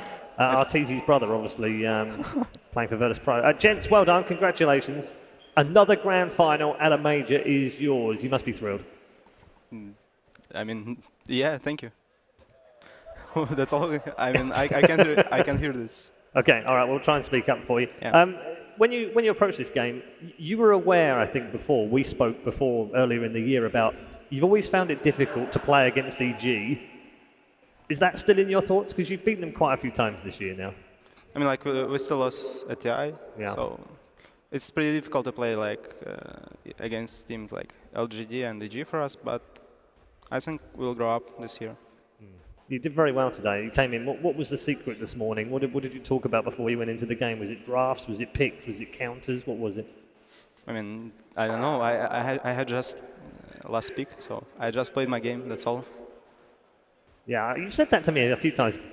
You don't actually pay attention to the draft. You're just listening to music, chilling out. Yeah, I don't believe true. you. It's true. It's true. Actually, they asked me like Monkey King or like something like this. Yeah, okay, it's fine. Pasha's such a comedian, isn't he? It's my teammates. Yeah, it is very humorous. Gents, have you got any questions? Who's the clowniest guy on your team? Solo. Solo. He's the funniest, actually, not the clowniest. Okay. Clowniest is Ramsey. Do you like Ramsey's new hair? Yeah. I mean, I'm not a girl to like it, so, but nice question, actually. I feel like everyone loves watching you guys for your attitude. Like, who would you say sets the mood of the team the most? Right now, all of us, actually. But if you ask me, like, last year, it's Solo. But right now, it's everyone in the team. Yeah, you guys just look like you're having fun. It's fun watching you guys. Yeah, it is.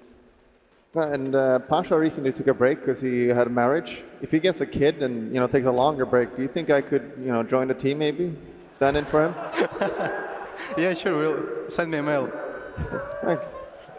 Perfect. I didn't realise this was a job opportunity show, but apparently it is. Congrats, no one, and go and get your rest, and we'll see you in the grand final. Good luck. Thank you. There's no one in Virtus.pro safely through to the grand final for the 7th time, by the way, at a major, and going for their 5th major title, which would be a record. They're currently tied at 4 alongside OG. I know there's a lot of talk about, but OG won the old versions and they were more important. But they're still majors. They're still majors. Yep. Okay. Still majors. All right. Okay. But I think you agree, though. It was harder to win the ones that OG won. Yeah, there was fewer of them. Yeah. There was more money, more prestige, Yeah. maybe. But you can only win what you put into, and that's what they've done very well. And these majors were back, like last year it was like 11 majors. Now we're back down to 5. This feels more like the old major system. So these majors are even more important now. One final thing we haven't discussed very much about this week is points. There's a lot of points up for grabs. Throughout the whole tournament, obviously, you're getting points all the way from last to first, but the jump up to first means effectively qualified for TI at the very first major. Does that put extra pressure on Secret and Virtus.pro? I feel like both these teams expect to qualify for TI, but nothing like knowing you're going to qualify for TI in November. Like 9 months before or 10 months before, So, I mean, 4,950 points for first, 3,000 for second. EG have also guaranteed themselves 2,100. Now, last season, you only needed just over 3,000 points to qualify, and that was with 22 tournaments going on. That might be enough. It probably won't be, but it might be. I mean, the kind of, I think, simple maths way of looking at it is there's, what, 12 teams that qualifying to TI, and there's only 5 majors. Absolutely. So if you get top 2 at a major, you're probably at TI. Yeah. Yeah, it's going to be pretty tough. We're going to see, and we're going to see the same teams in that top 5 to 6. Secret, VP, EG, And they'll LGD. take points off each other. And It's, I think all these teams, if you get one top 2 and you're fine. Okay, it's going to be fun. It's going to be interesting as well. Thank you very much, gents. We're going to take a break. It's going to be an extended break, of course, to give the players some time to recuperate after that lower bracket final. And then we will have the grand final of the first major of the season. The Kuala Lumpur major is coming to its climax very soon.